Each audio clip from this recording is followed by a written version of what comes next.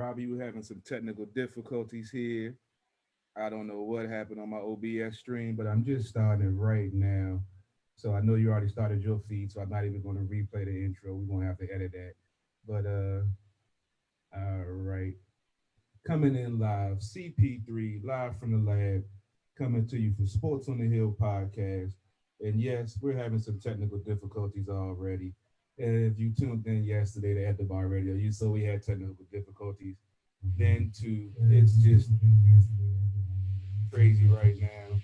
And bam, another technical difficulty. Robbie, take it away. Let me get things set up over here. It's a rough start to the show, but we got so much to talk about. Give me like 2 seconds to get this feed shared on my end. And how are you doing tonight, man? You see how my day started out already. Yeah. No, I'm doing well. We have a busy night ahead of us for sure. I do see that you are live on YouTube, so it did at least work on that end. We'll see about Periscope as well. We're trying a bunch of different things. We're always trying to push things, move things, get things going in a different direction. But yeah, it's going to be a fun show tonight. We got a lot to talk about in the sports world. I mean, all these different leagues shutting down for a couple of days. I'll start with the NBA. We'll talk more about that in the NBA roundtable in a little bit. But a rough week for the Nats. We'll have to break that down. Ugly and rough. Yeah, so that's rough. I got to see the one good one, so I'll talk about that one. But you'll have to probably break down some of those losses, which I'm sorry about. But it is what it is. And we've got a lot of great hockey talk to talk about. It's interesting to see how these playoff picture is shaping up, and we'll bring Anna Knox in around 8 o'clock, and she'll help us break that down. And we'll have our NBA roundtable for last about 20 minutes of this show to talk about how the NBA went on strike for a couple of days and then came back, and how the end of the first round was going and the beginning of the second round, since the East kind of got finished a bit before the West. And yeah, we'll also end the show with a bit of Washington football talk and some Mystics news maybe, and who knows what else. We've got so much to talk about. No doubt, got so much to talk about, so many sports to cover. Like I said, it's been on a DC sports has been on a little downturn lately, but it is what it is. But let's go ahead and start the show out on a somber note.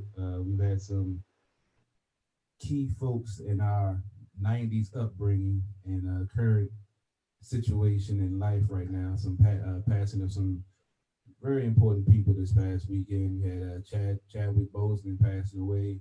Found out he was fighting a battle of colon cancer for 4 years. You had John Thompson pass away. I believe yesterday they had it listed. No, today is the 31st. I seen two different ones. One of the death date was yesterday, one was today, so I'm gonna just go with today. And then we also had Clifford Robertson, ex-Portland Trailblazer, cool dude, I'm not gonna say great NBA player, but a very good NBA player, passed away recently. All, tragic losses to the sports community, especially John Thompson. He was the first African-American coach to win the NCAA basketball title. He actually was key to me getting involved in radio, because I used to listen to his show with Doc Walker and Brian Mitchell all the time. And it opened the door, I guess, for me to get into what we're doing now, because I still didn't know that this is what I wanted to do. But after, listening to him for so long, and us having Doc Walker on this show and speaking to him, which was a great honor, which we could get him back home, but you know how that be sometimes. But he was very integral in a lot of aspects in sports and in the world, because he touched a lot of different folks, from his aspect of recruiting players. Allen Iverson, put out a very I didn't get a chance to read the article Robbie sent me before the show, but he basically, thanked him for basically saving his life and giving him a chance to play ball and go to Georgetown and change the trajectory of his life. And he did that for a lot of, youth coming out that were, had difficult backgrounds but had a talent and was able to, get them into a college program and, give their whole life a different path and, some meaning and ability to change. Just to go over some quick highlights of the man's basketball life. I didn't know him personally, so I really can't go from the personal aspect. But he was 78 years old. He coached, talked about Georgetown basketball, led them to the NCAA championship in 1984. He's a Hall of Famer in the Naismith Hall of Fame and the National Collegiate Hall of Fame.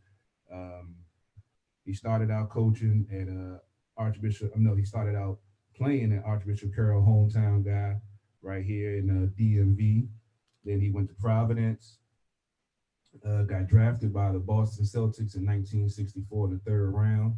Played 2 seasons for the Celtics and ironically got 2 championship titles those 2 years he played for. That was pretty much his professional basketball career. Then he got into coaching in 1966. He started coaching for the St. Anthony's. He stayed there for 6 years before he ended up at Georgetown in 1972. Stayed there till 1999. As I mentioned, he won the championship in 1984. Coaching record of 596 wins with 239 losses, a 71% winning percentage, which is according to these standards, that's great. And just think about the different era of basketball and the way things were different back then, and actually having a record. That man was professional. He knew what he was doing on the basketball court. Um, he won. He was a champ in 1984. He won Coach of the Year in 1985 for the Naismith Award. He won the UPI Coach of the Year in 1987. Was the Big East Coach of the Year 3 times, 1980, 1987, and 1992. He also received the bronze medal coaching the Olympic team in '88 in Seoul. Um, and then he got into broadcasting after he finished his coaching career. And like I said, if you ever tuned into that show when they had it on, it was definitely good radio. Him, Doc Walker, and Brian Mitchell had a hell of a rapport, and it got a little silly, but it was always fact filled, and you always had a different perspective on things from all three of those personalities.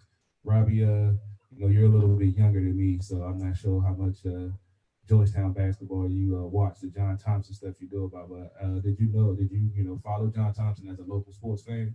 I mean, obviously he's a legend in the area, so I've heard the lore. I can't say I was watching it back then, so to speak, but I mean all of the greats that have gone through that program, and it's been really incredible to kind of see the outpouring. I was reading that article about Allen Iverson, and just how influential it really was for him, and how he changed his life, how he saved his life. He says.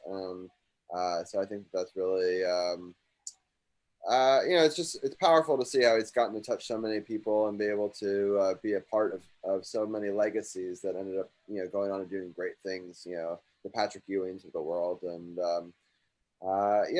it's so sad. I mean, there's just, a bunch of the news and notes that you mentioned, just reflecting on that. I mean, Chadwick and, being, the Black Panther and the larger than life character that he was, but also playing, Jackie Robinson. And, he played a lot of big roles. And I can't believe he did so much of that with being still sick, and not letting anyone know. And just, all these guys are very inspirational. And it makes me hate 2020 even more. It started with Kobe Bryant and COVID and all that sort of stuff. And it's just, it's been a rough year for sure.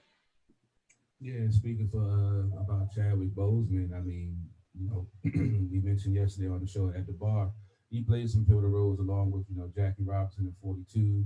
Played Thurgood Marshall, which was a good movie, great movie. If for the historical factor of it and the fact that he knew the importance of playing these roles and knew that the newer generation, they say the inspiration for the movie 42 was that he was on a talk show or something with the athlete, and some folks didn't know who Jackie Robinson was. So it showed him right there the importance of portraying these great men in the proper light, because most of the younger generation, don't even know who these folks are. And he would be like the history book for these folks, where they used to teach it in schools, the stuff that we learned coming up as second nature. Now they're not. So he knows that now these movies are going to be kind of like history books to them. And he takes those roles seriously, and he did. And as you mentioned, doing those roles and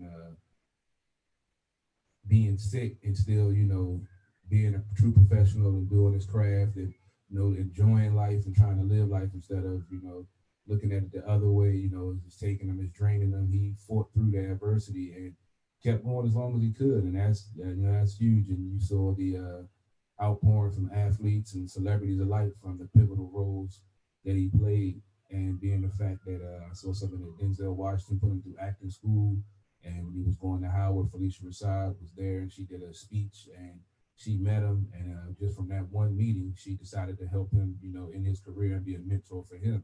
So his his power, everyone felt that around him, the aura that he had, the goodwill and the nature of the person that he was.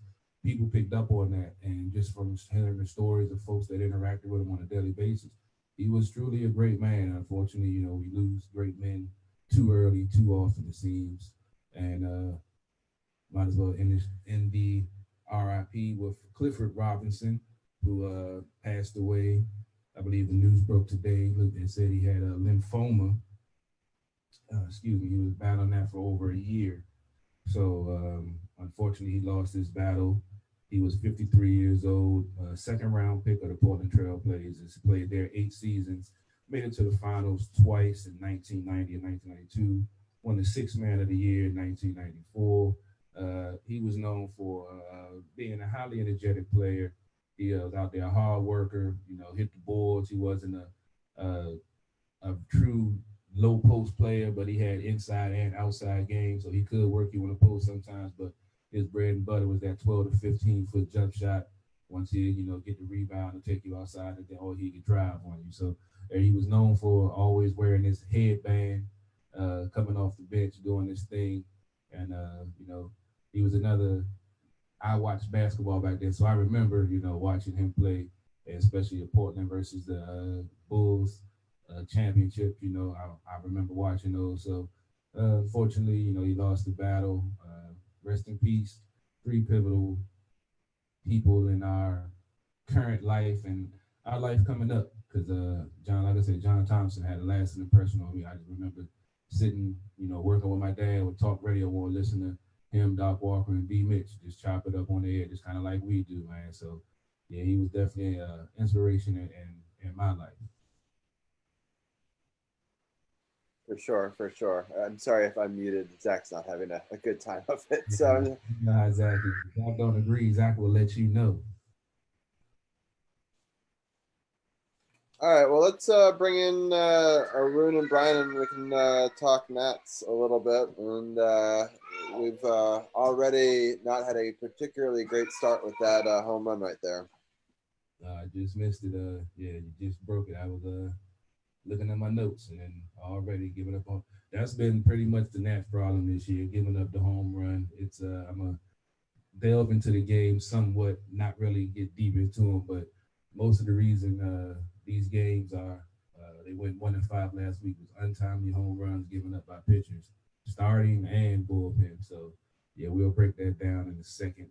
We're talking about the Nats 1-5 week, nothing really too much to talk about, but we got to talk about it because it's Nats baseball.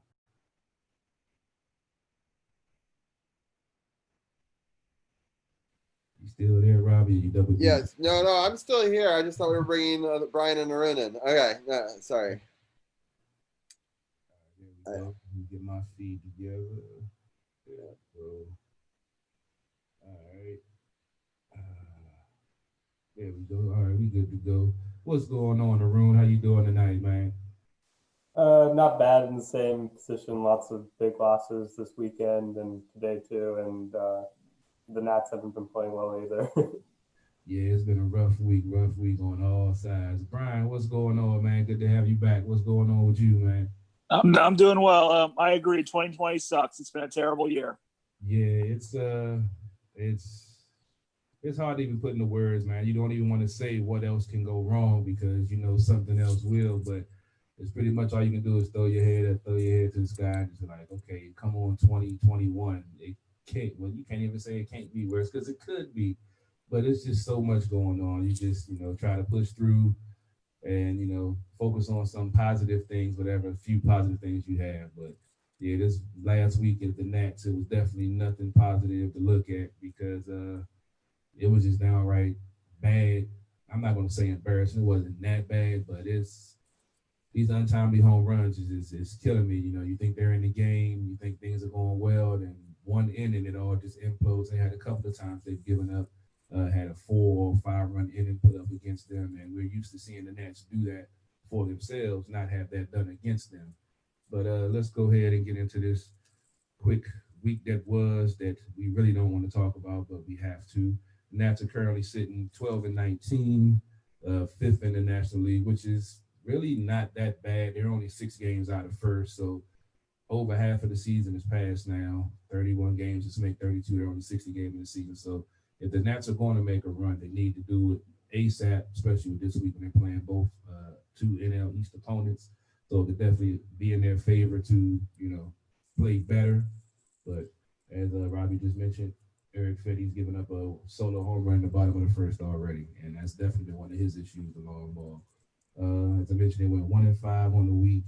They finished up the series versus the Marlins on Monday. We were covering that game live during the show last week. Unfortunately, it didn't turn out the way we had liked. Miami won that game 11-8. They put up a 6-run fourth inning, which gave them a 7-0 lead, which was, pretty much a cushion all that they needed. The Nats did push back and put up 8 runs in the final 3 innings, but it just wasn't enough. Mark Eaton hit a 3-run home. Mark Eaton, I've got basketball in my brain still. Adam Eaton hit a 3-run home run in the 8th inning to make it a little bit more interesting. But unfortunately, the Nats couldn't overcome that 6-run fourth. Lopez was the winner for Miami. He went 5 innings, giving up 6 hits, 3 runs. None of them earned because it was on an error with 3 strikeouts and 2 walks. Austin Ball took the loss. That puts him at 0-3. He went 3 2/3, giving up 6 hits, 6 earned runs with 3 strikeouts and 3 walks. And Brandon Kinsler earned the save, going 1 inning, giving up no hits with a strikeout and a walk. That's his 6th save of the season. After that game, the Nats took on Philadelphia and the much hated, now hated Bryce Harper. Didn't turn out any better against the Phillies. Lost 2 out of 3. The third game got postponed. We'll go ahead and break it down real quick before I get your guys' take on it. You can go ahead and wrap up the Marlins series if you did check it out. But, we were talking about it last week, so probably really ain't much to talk about. The first game, the Nats lost 8-3. Lone bright spot, Trey Turner hit his 11th his franchise record 11th leadoff home run of the game. First in his first at bat, I believe it was his second pitch of the game. That gave him 6 on the year. Adam Eaton hit a solo home run. Philly had a 4-run third inning, which blew the game wide open for them. Their bullpen pretty much shut down the Nats. Jake Arrieta was on the mound for 5 innings. He pitched well, besides giving up the solo home run to Trey. He lasted 5 innings, giving up 3 hits, 1 earned run, 1 strikeout, and 1 walk. Eric Fetty, who's on the mound tonight, he took the loss and puts him at 1-2. He went 5 innings, giving up 7 hits, 4 earned runs, with 1 strikeout and 1 walk. And the second game of the series, the Nats ended up losing that one 3-2. With Aaron Nola on the mound for Philly, he went 7 innings, giving up 5 hits, 2 earned runs, with 8 strikeouts. Will Harris took the loss for the Nats, going 1 inning, giving up 3 hits, 1 earned run, with a strikeout. It was unfortunate. The hit that he gave up was the game-winning RBI to Bryce Harper in the 7th inning, which gave them the 3-2 lead, which I know a lot of folks was watching the game probably really hated, being that Bryce won the game for him. And for the save for the Phillies Workman, he got his 2nd save, going 1 inning, giving up 2 hits with 2 strikeouts. And Soto hit a solo home run, his 8th of the year in that game. Brian, did you get a chance to check out any of that shortened Philly series? Yeah, I didn't get to see too much of the series, but I think the Nationals, they obviously have to win all these divisional games if they want any chance to make the playoffs, and it's frustrating to lose these games. There were a couple of frustrating moments in this series as well, like the home run that went off of the wall and just bounced off the wall off of Eaton's glove. That was crazy. That was a crazy moment and a big turning point in that game too. So that really obviously cost the Nationals. And then the second game is just tough luck. You lose on the Harper RBI, and that's a tough loss for the Nationals. But like I said, you got to win all these divisional games if you really want any chance to get back into these playoff races. And obviously, these losses contributed to what was a pretty crappy week for the Nationals overall. Indeed, very crappy. Arun, did you get a chance to check out those 2 games? And that lost to the Marlins that we were covering last week. What did you take away from this series? Yeah, the Marlins loss was pretty bad that they got down by that huge deficit, but at least they fought back. And you thought, oh, like maybe they'll build momentum going off. They scored 8 runs, even though they were down by a lot. But then I think the second game was a 3-2 game. They kind of like they started off with a double in the bottom of the ninth. Kendricks barely reached.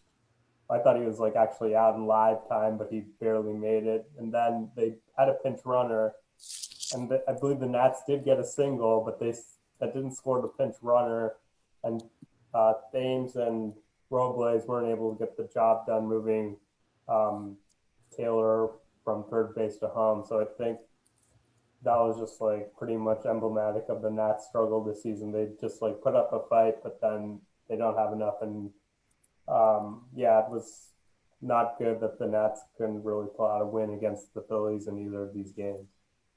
Yeah, it was unfortunate, but they did have one postponement due. I said it was some rain. I was misspoke when I said that. That was actually a postponement due to the suspension of games in baseball and hockey. We'll talk about that a little bit later in the segment as a segue into our hockey talk. I mean, our basketball talk a little bit later on. But yeah, that game was postponed. I believe they're going to be making up in this series that they're playing with the Phillies now. Um, yeah, it was just like I said. The standout thing is the pitching, and which is leading to big innings by giving up these home runs. And they definitely have to make some noise this week. And if they expect to try to get back in this race, we know they're going to be 8 teams in the playoffs this year. So that gives them a little bit more of a shot if they can right the ship. But the way they've been playing lately, with the injuries, Strasburg, I think that's really taking a toll. Not having his consistency out there on the mound that you can almost pretty much bank on him. Giving you a good strong 6-7 innings of some, maybe 1 run or 2 run ball to keep your team in it no matter what. So, and a lot of these pitchers that we're using, Ball and Fetty and Romero, they're young, they're inexperienced. Well, I'm not going to say inexperienced. Fetty, he's been up for a couple of, well, at least about 3 seasons now, and I believe Ball, this is his second season. So they got to start putting it together on the mound. Unfortunately, they haven't been able to get consistent and, find the strike zone and not throwing these lollipops right down the middle and busting the game wide open after, the team has either got a lead or, found a way to scrap back in to get down by a few runs. And the next thing you know, you get a 3 or 4 run inning, and then you're out of the game or you got to start all over again. It's been a rough week, man. Let's get into Boston. Carol, real quickly before I just wanted the rescheduled date to answer your question is not part of this series. It's the series that's going to be the next time when they're back in Washington. In September 22nd, I think there's a doubleheader. Cool. Good info, Robbie. Good job. Appreciate that. But yeah, we spoke last week with Brian about the Red Sox and how bad they were, and we were saying that hopefully the Nationals will be able to at least win the series, if not, get a sweep. Unfortunately, they didn't. They only won 1 out of 3, which I can't even call it when Brian was saying how bad the Red Sox were. I was hoping that they would at least be able to salvage the week after losing it to the Philly to at least go 3-2. But no, they went 1-5. The lone bright spot of the week was the first game of the series where the Nationals won 10-2, had a 5-run third, finally have a big inning on our side for a change. Mad Max went 6 innings. He won the game, put him at 3-1. He gave up 6 hits with 1 earned run and 11 strikeouts with no walks. Classic Max. That's his 97th game of having double-digit strikeouts. Perez took the loss. That put him at 2-4. He won 4 innings, giving up 8 hits, 6 earned runs, and 1 strikeout. Juan Soto had a 2-run home run. That was his 9th. Howie Kendrick went back-to-back after that Soto home run for that 5-run to get that 5-run third with a solo home run. That was his 2nd of the year. And Josh Harrison hit a 2-run home run in the 8th inning, his 2nd of the year.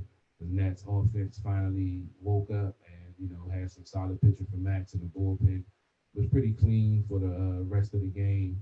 And can I just talk about that game for just a second? Because it's the only one I saw of this one. It was a great game, and Zach has been getting into baseball lately. He's been carrying his bat around and trying to hit different things. We've been setting up tees and whatever, and so he actually sat down. We put on a brand new. He had never worn this shirt before. It was another blue one. Remember last year in the big run, he wore his blue shirt through the whole entire campaign, and he put it on right before that inning. We went and we sat down on my bed and we watched it for we were only going to watch 1 or 2 innings. And that was the inning I got to show him. It was just bam, bam, bam. I'm like, oh my God, this is incredible. And it was just kind of cool to experience it with him. He kept on saying, wow. And, so it was it was a cool moment as a father teaching a son about baseball, for that to be like the one that we sat down and watched together. And I'm happy that was the highlight of the week. Clearly, we need to sit down and watch more baseball together. Yeah, well, hope glad when he saw the 10-2 win, if he saw some of those ugly losses, he might have got turned off by baseball that week. So good thing he did see the one victory. Since it's the one bright spot, I guess I'll go ahead and ask you guys now before I go over the 2 losses. Brian, we got a glimpse of what this national teams could be. We saw Mad Max on the mound doing his thing, only giving up 1 run, and it was a home run, but it was only 1. And we saw the offense come alive. We saw, home runs. We saw small ball. What do you think is holding this team back from being consistent and playing like this on a daily basis? I don't know if it's the injuries or maybe just the fact that it's, an older team and, asking them to do what they did last year. It might just be too much, honestly. But, it's just crazy how inconsistent they can be sometimes. Like, they have terrible games against the Phillies, and then they come right back to Boston and put up a great offensive performance, and they get, a win from Scherzer. I mean, I think you can expect to win the games when Scherzer is pitching for sure, but it's like every other game, you don't really know what you're going to get. It's kind of frustrating to watch sometimes, even from an outsider perspective, just because you never know what this team could do. Like, some days they're just not going to show up at all, and some days they go out there and they just put on a great offensive performance. So it's definitely frustrating to see. But, you wonder if it's like, maybe the age is getting to them. They were the oldest team in baseball last season when they won the World Series. So you wonder if maybe that's getting to them a little bit. But I don't know. It'll be interesting to see what happens the rest of the way. I thought they might actually make some moves today at the trade deadline, too, and I was surprised that they didn't. Yeah, I did forget today was a trade deadline. I did see some stuff come across, but yeah, they didn't make any moves. Rome, same question to you. What do you think is just holding this team back from playing like they did this 10-2 win and being more consistent with it? You think it's also the age, the injuries, or just, baseball? It's the lack of starting pitching. After Scherzer and Corbin, Sanchez and Bott have not been really good this year, and the other guys that they have filling in, giving up, I think Bott's ERA is close to 9, and Sanchez is almost at 7. So, and the bullpen has been a little bit better than last year in the beginning, but they're still even that 3-2 loss, the bullpen gave up the 1 earned run after Corbin only gave up 2. The bats that were slow without Soto in the beginning of the year, they're picking up now, especially also Garcia's in there too. But I think the starting pitching needs to pick up by those other guys. Yeah, definitely agree. Pitching has been key. And yeah, Corbin, he's had a couple of hiccups his last couple of starts, but he's been, not too bad. He's given up a home run here and there. He hasn't, lost his mechanics or anything, but the last two to 3 outings haven't been his best. The first 2 was pretty good. Scherzer, he's max. I mean, you know what to expect from this guy. He's always, locked in unless he's injured or fighting through an injury or whatever. So, yeah, Ball, Fetty, Sanchez, and Romero, they got to get it together because, yeah, time is running out. Over half the season is done. If they try to make a playoff run to defend their title, they need to get it together. But I guess I'll go ahead and break down these last 2 losses and wrap up this Nats Talk segment, get to the upcoming schedules. I know we got some NBA roundtable to talk about. I know you guys got somewhere to be later on. So let's finish up this Nats Talk. Game 2 of the Boston series was a unfortunate 5-3 loss by the Nats. They gave up 4 runs in the first 2 innings. Then they put up 3 runs in the next 2 innings after that. But then unfortunately Sanchez gave up a home run in the 5th inning. was the deciding factor because Boston's bullpen shut down the Nats offense. Winner of that game was can't even read on that. Brazier, I think I said that right. He's 1-0. He went in the third, giving up one hit and one strikeout. Sanchez took the loss, puts him at 0-4. I mean 1-4. I'm sorry. He went 5 innings, giving up 8 hits, 5 earned runs with 4 strikeouts. And Barnes earned the save, going 1 inning, giving up one walk, and 1 strikeout. And to finish up the series, I was hoping the Nats would at least be able to win the series. Wrong notes. Hold up. There we go. And unfortunately, it was a 9-5 loss last night. Um, Gave up 8 runs in the first 3 innings of the game. Wasn't pretty at all. Austin Golf took them out. He only lasted 2 innings, giving up 6 hits, 5 earned runs with 3 strikeouts, and a walk.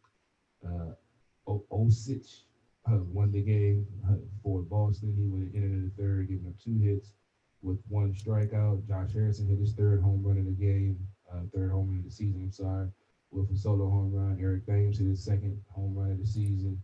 And this was just another game from the start. As I mentioned, they gave up 8 runs in the first 3 innings. So this game was pretty much over from the start. They mounted some offense, putting up 5 runs, but by then it was too late, and they lost the series to a team that, as Brian mentioned last week, was the first team with over 20 losses. And the Nats are right behind them at 12-19 right now, looking to try to start a winning streak. And it looks like Eric Fetty's giving up a second home run in the bottom of the second, as I was just talking about, pitchers giving home runs to give the Phillies a 2-0 lead in the bottom of the second. And Eric Fetty gets stung again by a home run. At least it was a solo. At least nobody was on. Try to look at the bright side, but you can't keep giving up home runs on a regular. And I'm wondering how much longer till the Nats are gonna maybe bring somebody up to maybe take his spot. Maybe it's something that needs to be on the IL or needs to work on something, but he consistently giving up home runs. That has to end. Rune, I'll go to you first. Those last 2 games against Boston, did you check those out? And what do you think about Eric Fetty, since he just put himself on Front Street, giving up his second solo home run in 2 innings in this game already? Yeah, that's not good that he gave up another home run, but at least there are no runners on. Yeah, like as I said before, Sanchez and Both weren't that good this weekend. At least Trey Turner, since he's announced that he's having a kid, he's hitting 420. That weekend game, even the win, Soto got 200 RBIs. Only 7 other players younger than him have done that in MLB history, so that's good for him. At the end of the day, since the season is so short, the Nats are still not out of it. I think they're only 3.5 games out of the playoff spot. But yeah, and it's tough to lose those 2 games to the Red Sox. I think the home run by the Red Sox was his first home run of his career. Is kind of crazy in the Sunday game. So yeah, the Nats need to pick it up, but maybe this isn't their year without Strasburg. Did we already? I may have missed. I was producing some stuff behind the scenes. Did we talk about Trey Turner's consecutive streak? I was about to bring that up when Arun mentioned him. I forgot to highlight. I talked about his franchise record, 11th leadoff, but we didn't talk about his impressive hit streak. Yeah, what he's been doing on the past. So yeah, that's definitely something I was going to bring up before I pass it to Brian. But I know you probably got the stats in front of you, so go ahead, run away with it, right? Well, no, go. You can go for it. I just wanted to make sure we didn't forget about it, and somehow, no, it was pretty awesome. But 5 hits in the other game. He's got a 16-game hitting streak now. If you recall, I believe it was it last year? He had like a 26 or 27-game hit streak. So I don't know if you recall, but I've been a Trey Turner fan when we first had him, and then they ended up trading him away, and luckily got him back, and we know how he helped on that run last year. I've always been a Trey Turner fan. He's great in the field. He's been keeping that infield together, honestly. They've been giving up a lot of errors, and we talked about all the flux and player changes in the infield, but he's been the one steady force out there. That shortstop is key, and he's been killing it out there playing in the field. Arun, you talked about it a little bit before I go to Brian. How do you feel about Trey Turner? Have you seen some of the plays he's been making defensively, along with the show he's been putting on at the plate lately. Arun? There you go. It's really impressive the streak he's putting up. The bats have come alive. Soto, Turner, he was hitting below 200 before this hot start, but the season, I mean, it's an unusual season, so to be expected some players get off to faster starts, and definitely Turner is really playing really good baseball right now. Yes, indeed. Brian, what do you take away from those last two games against the lowly Red Sox, and how do you feel about Trey Turner on the outside looking in as their New York guy? Yeah, I think Trey Turner is a great player. I think he's like one of the heart and soul players, I think, for the Nationals. He's such a huge part of their run last year. So many big moments, and he's right, and he's Mr. Consistent. He gets it done time in, time out. And you mentioned that he's played well since he's found out he's going to become a dad. I've noticed actually across all sports, really, that some people just have that dad strength. So when they find out they're going to become a dad, their stats get better. They become more excited and they start performing better. So maybe that's the case here with Trey Turner. As far as those last two games with the Red Sox go, I mean, the Red Sox, like I said last week, are not a good team. And to lose those two games, I know Sanchez and Voss were both really bad. It's really unacceptable. I mean, they should honestly beat the Red Sox if they want any chance to make the playoffs. But like Arun said, they still mathematically, I mean, they're only 3.5 games out with 30-something games to go. There's still a chance for sure, but it's not looking good. I thought like I said, I mentioned the trade deadline. I thought the Nationals might actually sell some pieces instead of buy this year. So, but I was surprised that they didn't. So it'll be interesting to see what happens. But to lose 2 out of 3 in Fenway is not good. It's just a tough series. Yeah, I got a couple of those stats real quick for the Trey Turner one now, because some of these are pretty ridiculous. So he had 11 hits, which sets a Nationals record for most hits in a 3-game series. He had 8 in a row, and he also tied the record for most hits against the Red Sox in a 3-game series all time. Wow. And with that 11, so that was pretty awesome. And both Juan Soto and him now have enough plate appearances over the weekend to qualify for the league's leaderboards. So he and Turner now tied at 360 for the major league lead in batting average, which I thought was interesting. Wow, I didn't even know that, but yeah, they've been basically carrying this team. Juan Soto and Trey Turner. We've had some sightings. Victor Robles has done some good things. Cabrera has done some good things, but we haven't been able to see it consistently. And we have seen it consistently through those two. Hopefully it starts going through the rest of the team, and they can get on a little winning streak and try to get back in this playoff chase. Robbie, you want to go ahead and go to upcoming games before we get to NBA? I know you guys on a short timetable tonight. Yeah, for sure. Let's So, I mean, we're playing this current game. It's still 2-0, right? I looked down for a second. It is. So hopefully they can get themselves back into it. We'll have updates throughout the rest of the show for that. But the upcoming schedule, on Tuesday, September 1st, they continue the series 7:05. Wednesday, September 2nd, also at 7:05. And then Thursday, September 3rd, that's an afternoon 4:05 game. And then they've got a weekend series where there's 2 at Atlanta. It's a doubleheader, a 4:10 and a 7:10. Remember, those are shortened doubleheader games. And then on Saturday, they continue to play at Atlanta at 7:10. And then Sunday, it's a daytime game at 1:10. So that's a lot of games. They're going to play 7 more games this week for a total of 8 games. So a lot that we'll definitely break down next week for sure. Definitely. And just going to segue into the NBA with we talked about the postponement in the first series versus the Phillies, the social, injustice that we see going on, unfortunately, on a constant basis. We normally don't talk politics on here, so I'm not going to go deep into it.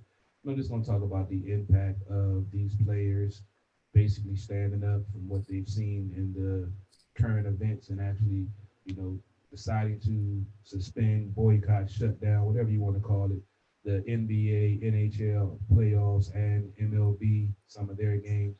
And if you were fortunate enough to watch MLB Network the other day when they first shut down, they had some very intriguing conversations about race relations, about the what's going on. So if you get a chance, go check out their website. I'm sure they have it up there. I haven't had a chance to go check myself, but they had a great conversation about everything that's going on, especially with it being in Jackie Robinson weekend, with all the players wearing 42, and unfortunately Chadwick Boseman passing away, who played the role very well in the latest Jackie Robinson movie, and just the fact that the NHL, which has the least amount of minorities in it, were willing to shut down their playoffs, for 2 days to, you know, step up and say we need to start having this discussion, and things need to change is huge. And it started with the NBA, with the Bucks deciding to not take the court, and then it went through the rest of the league, and then we saw the movement that we saw. So on that note, I'll let you guys go ahead and get ready to get for your NBA roundtable. Appreciate Arun and Brian for your input on the baseball situation, and I'm gonna sit back and listen to y'all talk basketball right now. Sounds good. Thank you, Carol. So yeah, I'll take control. We'll bring in our two other guests real fast. First, we'll bring in Tim, and he's a member of our NBA roundtable in the Wizards crew. So we'll bring him in, and we'll also bring DC People's Champ in to talk as well. So I see that he's already got the championship belt, and yeah, so that'll be good. So well, I'll start with you, Champ. It's sort of a historic week. I'll let you have the floor. What is your general thoughts on what happened with the NBA, the lockout, and the fallout? It was good to see. It was good to see because it had to be done. Something had to be done to wake people up.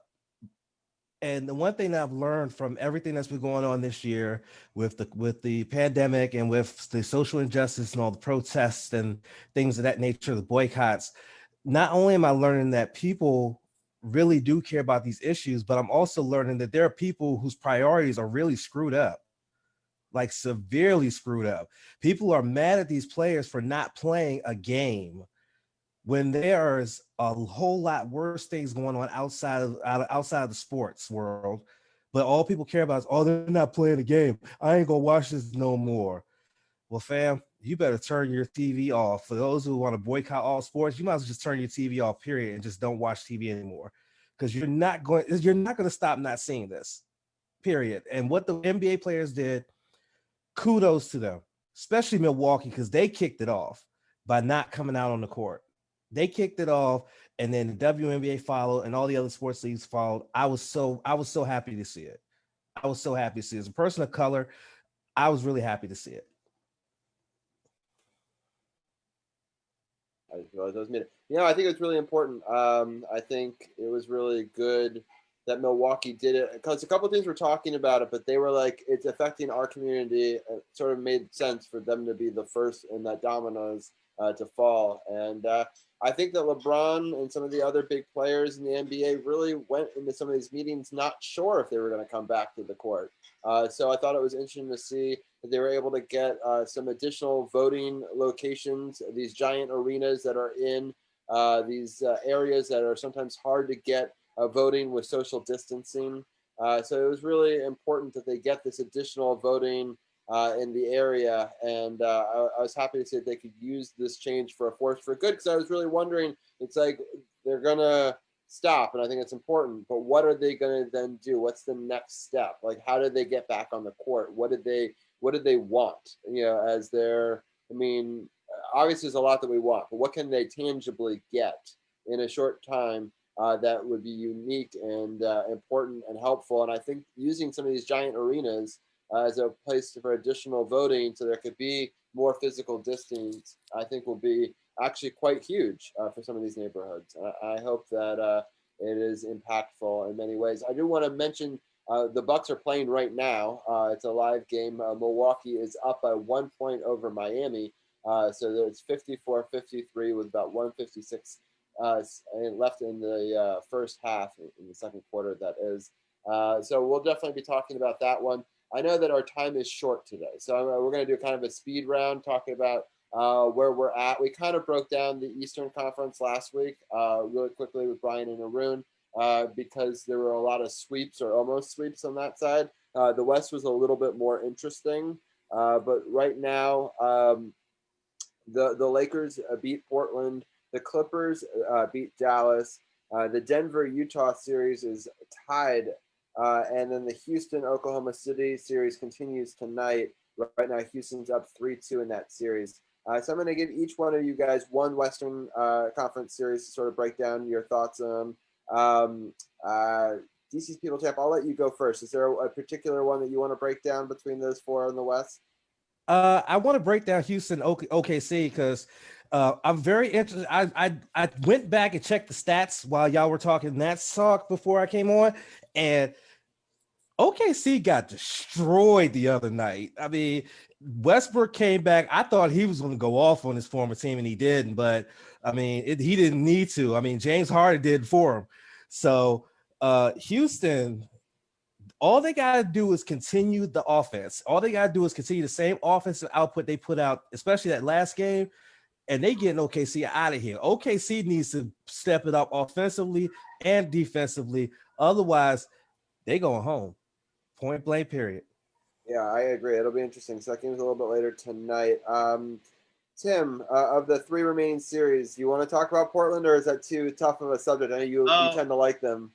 No, I'll talk about Portland. Yeah, that's the team I like the most in the West, and it was a really disappointing series. They were actually lucky to even get this far. They had to go 7-2 in the regular season bubble to even make the 8th seed.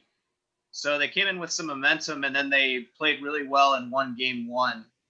But the Lakers really dominated the following 4 games, and really only one of them was kind of close. Yeah, I see the Kobe.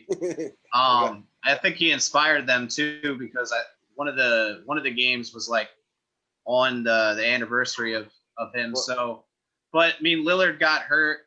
The Blazers still played great in terms of, scoring from the star power in game 5.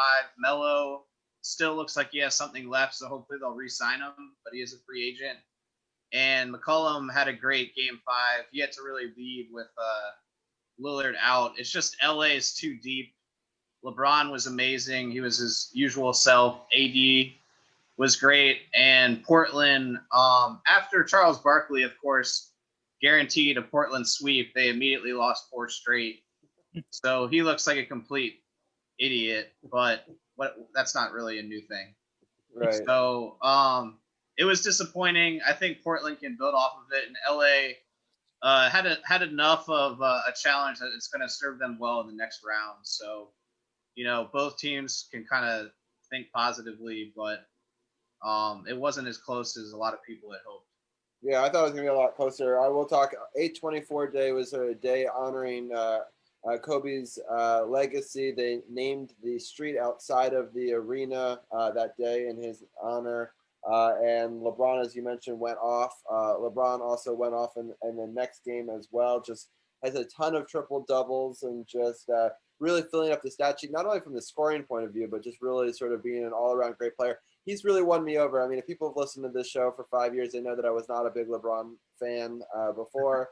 But I thought that some of the stuff that he said, especially after the game about Kobe and about the situation, some of the stuff he said this week and being a leader in the NBA, I think him working with Michael Jordan, who even though Charlotte's not in this bubble, he was really pivotal in trying to get them back onto the court, and I thought that was really good as the only minority owner and also the only owner who was once a former player. So I thought that he played a big role in them being able to figure out how could they use this change for good. But yeah, the Lakers, it started off a little slow. But also the Blazers were one of the hottest teams in the bubble coming into the playoffs. They did really well in sort of the play-in games. So it was a good series, and it'll be interesting to see what happens next. All right, Arun, I'll let you have dealers pick between the last two. Do you want to do the Clippers-Dallas, or do you want to do the Denver-Utah one? Denver-Utah. All right, go for it. Yeah, that's been a really back and forth series. There are 2 players in that series have scored multiple 50-point games now, Donovan Mitchell and Jamal Murray, and the only other two players are Michael Jordan and Allen Iverson. That's pretty incredible that's happening in one series. It might also be because it's like a bubble environment, but still, I think Jamal Murray's just like hitting step back threes like in transition with like 22 seconds on the shot clock. Utah can't really double, like Charles Barkley, he was getting on the Utah Jazz for not doubling Murray, but if you double Murray, then Jokic will make the right play no matter what. And even grant the Nuggets for knocking down threes. I think the turning point from that being a 3-1 Utah lead was not only the Nuggets started playing better defense in Game 5, and then Gary Harris came back, and he's one of the better defenders, and somehow one of the Plumlee brothers pulled out like his bag of tricks for Nuggets, Mason Plumlee. Like, I don't know, like there used to be 3 of them in the NBA, now there's only 1. That's the really crazy series. I'm not really sure who's going to win in Game 7. It's the third Game 7 the Nuggets have had in the last 2 years. It's going to be a great game for sure. Yeah, and Brian, what are your thoughts on that last matchup? The Clippers beating the Mavs. Yeah, this series was really exciting, especially the Game 4 where Luka hit the game-winning shot. It was just so dramatic, and you thought that might turn the series, but I think ultimately missing Porzingis really hurt the Mavericks, obviously. He was out for the rest of the series. He didn't play again after Game 3, and I think that really hurt them. Paul George played well in Game 5.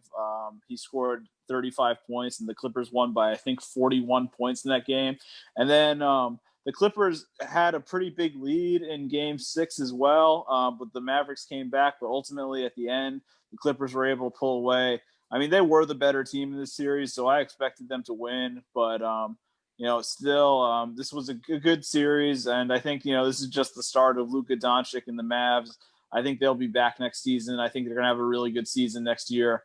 Probably have a nice playoff run as well because, Luka's only 21. He's only getting better, and it's going to be exciting to see for the rest of the league for sure. But good series win for the Clippers. Shout out to Doc Rivers for everything he said on the Jacob Blake situation. I thought that was outstanding as well. He's a great coach, great guy, Doc Rivers. So I loved everything he had to say on that situation. But good series win for his team here in the Clippers. Yeah, sounds good. So Lakers and Clippers move on. We're still figuring out the Denver, Utah, Houston, or OKC who will play them. Real quickly, because I know Arun and Brian, your time is short. I'll let you guys give your quick take on the Miami, Milwaukee, and the Boston, Toronto series. I'm going to start with you, Arun. Give your quick take on each of those, and then I'll let you go. I saw that the Milwaukee was massive favorites against the Heat, which doesn't really make any sense to me because I think Milwaukee even struggled a bit against Orlando, and they were missing 2 of their starters due to injuries, including Isaac and Aaron Gordon. I think this series could go either way because Spoelstra is a great coach. Coach Bud is an okay coach, and it really just depends on if Eric Bledsoe shows up or not. But I think it's a toss-up series in my view. Yeah, and you, so it's just going to be really interesting, especially because I believe Milwaukee actually lost to Miami in the season series, if I remember correctly. So it was. Yeah, that's correct. So it's not an easy matchup. I mean, on paper it looks easier for Milwaukee than it was, but nothing was even easy in their first round matchup for them. So it'll be interesting to see for sure. All right, Aaron, any final thoughts before we have to let you go, and then I'll let Brian give his take on this too. Not really. It's funny that Nick got ejected in the Clippers. Other than that, shout out to Marcus Morris. Other than that, have a good night, everybody. Sounds good. Thank you, Arun, for all of your baseball and basketball talk. Appreciate it. All right, Brian, your thoughts on those 2 Eastern Conference matchups before we let you leave. Yeah, I think Milwaukee, Miami is going to be a great 6 or 7 game series.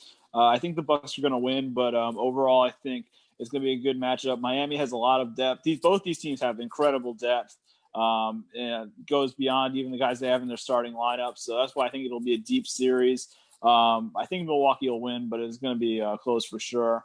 And as far as the Raptors-Celtics series goes, I'm surprised the Celtics won game one, especially how easily they did it. Last year, the Celtics won game one against Milwaukee too, and Paul Pierce famously declared that series was over, and it didn't quite work out. They lost the next 4 games. So, we'll see if this happens again to the Celtics, but I like the start for them in that series. I think that's another 6 or 7 game series for sure. Sounds good. Any final thoughts before we let you go, Brian, on anything? Yeah, no, I just want to say I love everything that the NBA players are doing. I loved taking the days off to protest. I thought that was all great. Keep doing what they're doing, using their platform for good. I love it. Other than that, rest in peace, Chadwick Boseman and John Thompson, and have a good night. Thank you so much, Brian. As always, it's great having you for the baseball and the basketball talk, and hope you have a good one, and we'll talk to you next week. Thank you. Have a good night. All righty. Tim, I'll ask you the same question. The 2 series, Milwaukee Bucks versus Miami and Toronto versus Boston. What are your thoughts on those 2 series? Yeah, I agree with the other guests. I think it's Milwaukee will pull out the series in 6 or 7 games. I just think they're deeper. It's not good that Bledsoe was a late scratch today. Their starting point guard. They looked good in the first half, but if he's out for a bunch of games, that could definitely tilt the series the other way. Miami's really talented and deep, so it's not going to be easy. But I think just with Milwaukee playing a lot of really important playoff games this year and last year, they're going to be able to pull it out. And also, I think the Raptors will come back and win that series in 6 or 7, also a very long series. Boston, I think, has a good team even without Hayward, but the Raptors just have the championship pedigree, and a lot of their players have been much better this season, not to mention all the experience and kind of the chip on their shoulder with that Kawhi. So I think they're both going to go long, and the higher seeds will win, but I'm excited to see if I'm wrong. You never know. Sounds good. Any final messages before we let you go tonight? I think just echoing what everybody's saying. I mean, it's been a really sad year, week, month, whatever period of time. All the issues in the country, plus all the deaths of famous people and just normal people as well. It's good to kind of talk about things that bring us together. It's just sad that everything's up in the air in terms of what's going to happen at the end of the year. But, I guess all you can do is kind of enjoy the little things, and hopefully sports, will allow us to smile a little bit the rest of this year. No, I really appreciate it. I mean, Tim and I have been friends, off this for a very long time, and I at least get to see you once a week to do this. So that makes me happy, even if we can't watch some of these games together in person. So hopefully soon, maybe later this year. We never know. Yeah, sounds good. All right, well, have a great week, and we'll talk to you soon. Bye. All right, bye. All right, DC People Champ, your final thoughts on those 2 conference games and anything at all. The floor is yours. I'm gonna try not to be too long. I know y'all got to talk hockey. I'm pretty sure Anna's waiting patiently. Hi, Anna K. Boston steamrolled Toronto the other night, and right now Milwaukee's got the edge right now on the Heat. Eastern Conference has always proven in years to be not that strong of a division, of a conference.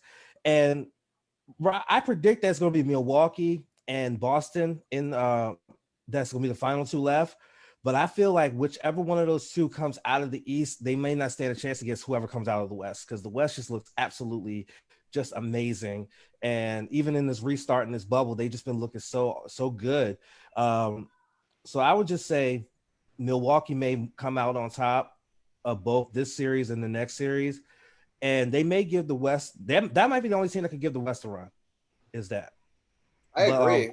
I think that they are the strongest team in the East that would be comparable to the playing style that we see in the West. The other teams don't play that same style, and I think they would just get beat by some of these powerhouses. But I'm at the point where I'm going to be shocked if the Lakers don't win this thing, right? Because I don't even think we've seen all of what they can do yet. And they, when they turn it on, they're just dangerous. I mean, Exactly. And one last thing, two things. One, I want to show off this shirt. This shirt is the Andino Heat shirt. That's a friend of mine who's a professional wrestler. It's his line, his clothing line. You go on What a Maneuver and search Christopher Andino. You can get this shirt. It's a dope shirt. And number two, breaking news, which we'll talk about no spots this weekend. WWE NXT announcer Mauro Ranallo is now no longer with the company. It just dropped while I was on this call. So I'm going to follow up on that. We'll talk about that this weekend on No Spots. It's going to go up on Saturday. So y'all look out for it. Sounds good. Yeah, check that out. Part of the True Radio Network. Champ, as always, we appreciate your time and joining us. And we'll talk to you about some more basketball as these playoffs continue. Have a great week. Thank you. You too. Alrighty. So that was a great NBA segment. I appreciate all of the roundtable for joining us and talking about some tough issues, and but also breaking down a little bit of basketball as well. So we're running a little bit late, but not too bad actually, all things considered, with the technical difficulties at the top. So we can get into some hockey talk now. It's I've honestly don't have enough screens for all the games I want to watch. I'm going to flip one of them to hockey. But we're going to bring in our hockey expert now, Anna Knox, and she could help break some of this stuff down with us as well. Carol, any quick thoughts as a transition between NBA to NHL, or anything that you've sort of seen this week that you want to talk about? With the basketball situation, it's getting down to the nitty gritty, conference finals be up next. So I've been watching. I really haven't watched much. I've been focused more on hockey and the Nets trying to get out of this hole they're in. They actually have a man on with 2 outs. Adam Eaton got a double. Luis Garcia at the plate right now, still down to top of the 4th, trying to get a run in, maybe get 2 if Garcia can get a hold of one right here. So I haven't really watched much NBA. Excuse me. I've been checking out NHL definitely, and I'm just, waiting to see where I was going to all fall out. I'm rooting. I don't even know who I'm rooting for in the NBA, but, the Lakers, Clippers, that's going to be interesting to see how that falls out here. You pretty much a Lakers guy. So I might actually try to check out some of these series when the finals hit, the Eastern Conference Finals and the real finals. And maybe I can join y'all in roundtable talk a little bit. Yeah, sounds good. No, it's some interesting. I'm just happy that we have some sports to entertain us. Those 4 months were kind of brutal. So, at this point, I'll take anything. And I've been enjoying the baseball to some extent, but the NBA playoff bubble, and kind of gives this March Madness vibe to it that I kind of like, that has got me excited on that one. But I also like the 2 bubbles we've got in this hockey. And it's some interesting matchups. We've got 4 3-1 matchups, at least going into this, right now. First of all, I want to say hi to Anna Knox. How are you doing? I'm doing great. Thank you. Hey, Carol. I don't know. It's exciting hockey. Like when I was starting to look through things, I thought, you know what, I think I have favorites, and it's so weird to say that when it's not the Capitals, but certain players that stick out, and, certain teams that have just been outstanding. I'm excited. I think it's been good. I think it's been physical. And I think that truly this round 2 has given the fans 60 minutes. Yeah. What we needed. Carol, what are some of your thoughts on this round so far? It's interesting that all the series are 3-1. Yeah. Very interesting. And it's like you see one team push, and then the other team's like, okay, I'm down 0-2 or it's 1-1. We got to make a move. And you see them executing and doing what they, want to do on the ice. And unfortunately, we didn't see that from the, restart of the Capitals. But we're seeing quality hockey, especially in this different situation and different environment.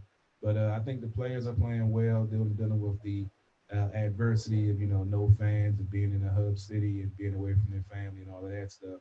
So it's definitely some good hockey. It's definitely entertaining, and with the situation, there's still some good hockey out there. So I'm happy for that. Like you say, those 4 months, it was tough. It Sucks. Yeah. I'd rather watch the Capitals lose than not watch the Capitals. So and that's pretty bad, right? So it's like that's where I was at.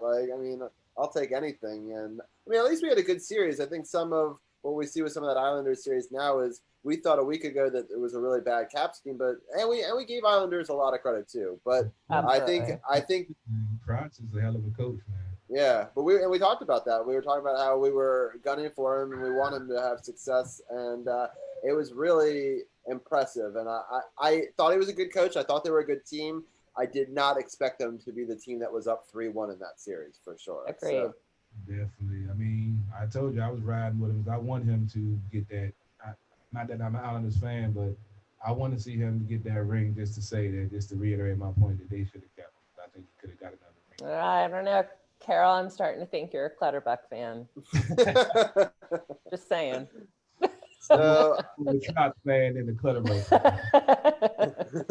I don't hate that for him, but yeah, I'm not a fan of his. He hasn't rubbed me the wrong way like he's rubbed you. It's like I think he took your lunch money one day. And so. He did, and I'm like ready to go, like jerk. Yeah, well, let's start with that series. I want to hear, and I want to get your breakdown. I'm just going to break down the games real quick, the full score. Do you have the games? Or I do. I have everything from game 2 on. So you want to go Islanders Flyers? Yeah, sounds good. Why don't you break it down? Perfect. Happened? So we have August 26th, the Flyers actually winning in overtime 4-3. I thought that this was a chance that we were really going to see that number 1 Flyer seed just dominate, and shit, here comes the Islanders. Game 3, Islanders come back and they win 3-1. Game 4, the Islanders come back and they win 3-2. And so we have them the New York winning, or I should say leading 3-1. But when you look at their roster, I mean, you like, if you were to be a hockey fan without a particular team in mind, how can you not say like a Brock Nelson and a Barzal and a Beauvillier, like they're outstanding and they're just on it, and they have been fantastic through this whole series. Although I'm not pulling for the Islanders so much, I know I'm the black sheep in this one, but I was kind of hoping that the Flyers would maybe pull through, give them a chance to win. No disrespect to Trotz, but I don't know. I'm going to still go on record and say I think the Flyers win the next one. It's just what happens in Game 6. I think something similar to what happened, like, the Caps didn't sweep. I think that to win, I don't know. I somehow think the Flyers are going to come back, but I have to give the Islanders credit for their goaltending, right? Because they had 2 goaltenders going all season long, but they decided to stick with Varley, and they've done Varley the entire playoffs, and then they switched goalies on a back-to-back, which is a big risk, right? Because the guy who has not played like the whole entire tournament, and he goes in and puts 36 saves up on 38 shot attempts. I mean, that's incredible right there. Absolutely. And that'll lift your team up on a doubleheader for sure, or a back-to-back night rather, yeah. And I think when we were talking about the sorry, Carol, I didn't mean to cut you off. And Mitch Korn is a hell of a goalies coach, and he's going to have him. We saw what he did with Hobie, so that's the X factor right there. Go ahead, and I just wanted to just throw his name out there. Yeah, no. I 100% agree with you, and I think that what is really exciting is, even though we're looking at the statistics of 3-1 with a lot of these games coming up, and who's gonna, like, there seems to be a dominating team within each team or within each series. I think that it's going to be this Game 5 is going to speak volumes on who really wants it the most, who's going to give it 100%. So I'm not going to count out the Flyers at all. I think that they have the potential. They know what they need to do. But this Islanders team, I will say Rob Carlin, I think last night was spot on when he said, and it might have been even, I think maybe it was just in a tweet, said that they just got progressively better, and even more so throughout the third period. And that is just something that we have not seen with the Capitals, unfortunately. But with the Islanders, it's impressive hockey to see. Yeah, for sure. I think the Islanders are going to take this series in 6 at this point, but I would not be surprised if it still goes 7 at all. I think the Flyers still have a tough go. Do you think, Carol? Do you think it's over in the next one, or how far do you think it goes? I think it's done. Trotz has these boys ready. The Islanders are a good team, and we saw this same type of thing with the Capitals in their run. Like you said, they got impressively better throughout the game.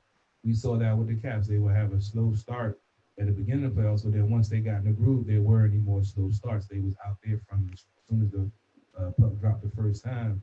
They were ready, and they got progressively better throughout the game, especially if they got a lead. So I think this series is pretty much over. Philly is a good team. But I think Trout's with that experience, this team with the speed and talent and offense that it has, it could be another, 3-1 game. It could be a 1-0 game. But I feel like the Islanders, I think this series is pretty much over. I think the Islanders, because that overtime, win that they got, think about it, they were up 3-0 in the first. Yeah. And the Islanders came back and tied it up in the third. And they limped out of there with that victory. But that had to give the Islanders hope. Like, we were down 3-0 in the first. And we came back and clawed back. We shut them down, got goals on the board, and forced overtime, and could have won that game. Drop of a puck. It was a good play to end the game, but they forced overtime when they were down 3-0. So I think even though they had the loss, that gave them confidence to go out there and do what they did in Game 4. I think they're gonna do the same thing in Game 5. Yeah, I'll speak to that because I have a friend who's a diehard Flyers fan. We talked about him in the past, and he was so jacked up. He was like, "Did you see the score? We're up 3-0," and I didn't even remember that the game was on. It was like an afternoon weekday game, and I was like, I forgot that was even a thing at this point. I thought that they had been all moved tonight. I was like, wait, they're already in like the end of the first period. Wait, they're already down 3-0. Like, how did that happen? Like, yeah, I didn't turn it on at first. I was like, I don't want to watch 3-0 Flyers up. And but then I kept on getting goal scoring alerts, and I was like, oh, well, now it's tied. Now it's like getting excited in the third period, and I'm off work, so let me turn that on. And I was all excited. I set it to record. I was going to show Zach overtime. I brought him downstairs. The game was already over, so I just rewound it because he didn't know it wasn't live, and we watched it. But like, I was like, man, that was quick. I was expecting it to go a little bit longer than that, but. Yeah, I don't know. I'm not counting the Flyers out. I kind of, I'm not hoping, whatever, because I don't give a crap who wins. But I kind of hoping that like they kind of look at like, hey, you're a top seed, and I wouldn't mind it going 7. I think just for the excitement of the sport, like, I think it would just be let's go 7, and that's what I'm hoping for. They have it in them. They won 1, so it's like, come on, they have it in them. So I think on paper they're the better team. It's just I think that the other team is a better coach, right? So could be playing solid hockey. We, like I said, we saw this before with the Capitals and the Traps. When they're locked in, and that's what you pretty much see from the Islanders right now. And on a sadder note, Nats update, not of the good kind. Gene Segura just hit a bases clearing 3 RBI double in the bottom of the 4th to give Philly a 5-0 lead, and it's no out in the end. Eric Fetty just threw a center cut fastball pretty much right down the middle. They barely made even that exchange of the first baseman to the pitcher to get the last out was ugly. It's rough. It's rough for the ugly. I'm not sure what's going on, but getting back to hockey. Yeah, let's get back to this. So Tampa Bay is up 3-1 in their series, and they're up currently 1-0 with 13 minutes left in the second period. I have a bunch of friends that are Tampa Bay fans.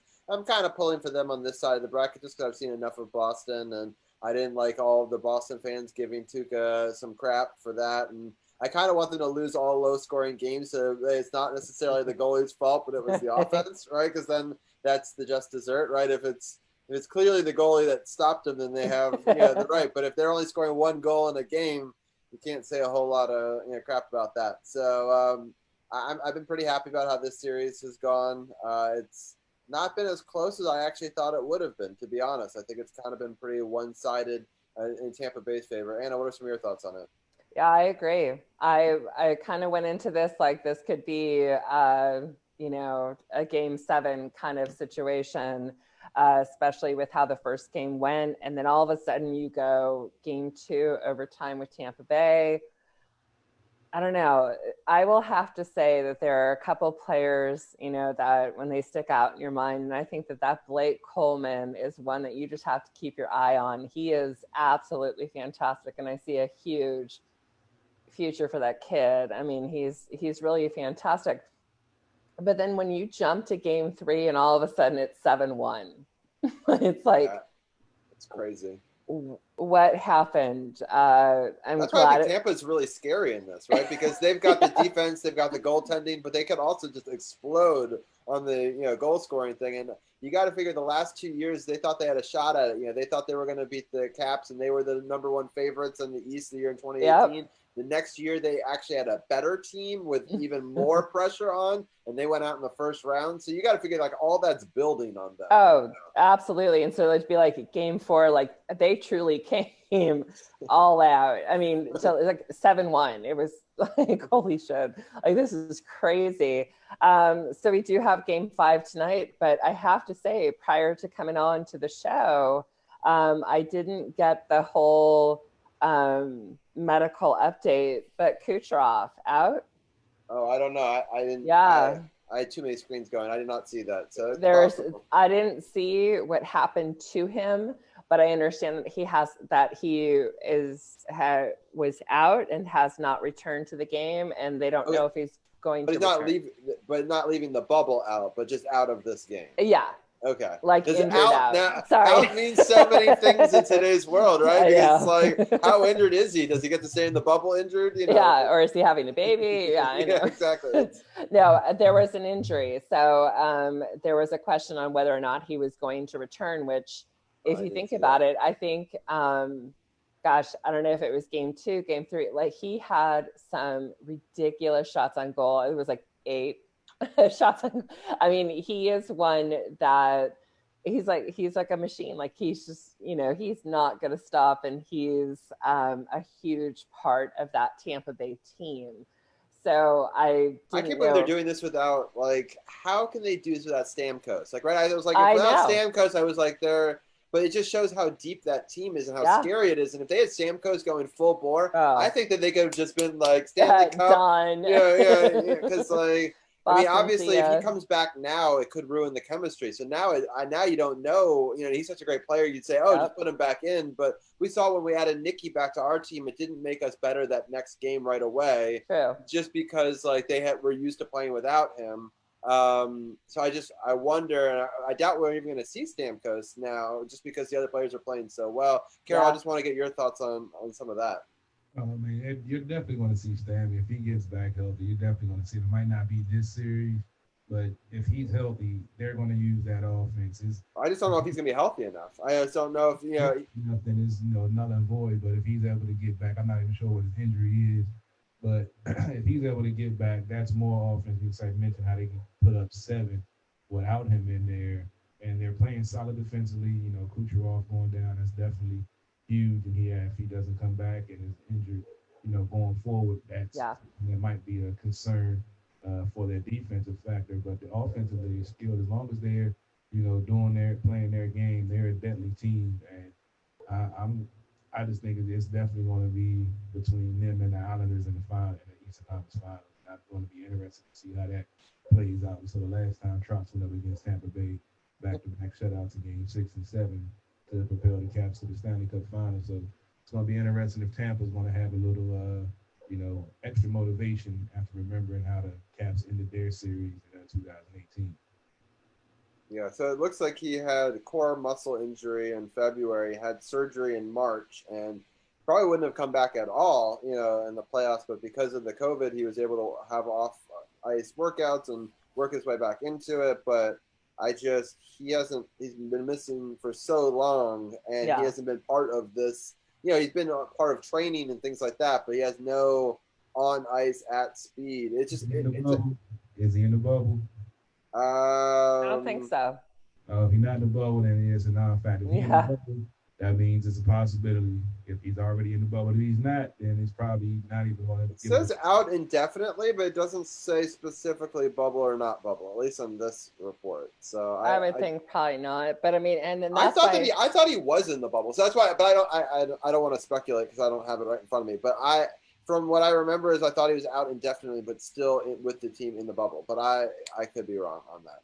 Stanley Cup Finals is another 2 weeks away. Yeah, so maybe Yeah, I mean, you never know. If he's in the bubble, he might be, almost close to it. I haven't seen any reports on NHL Network. I get out a glance over the night and see what's going on, if any news about him on there.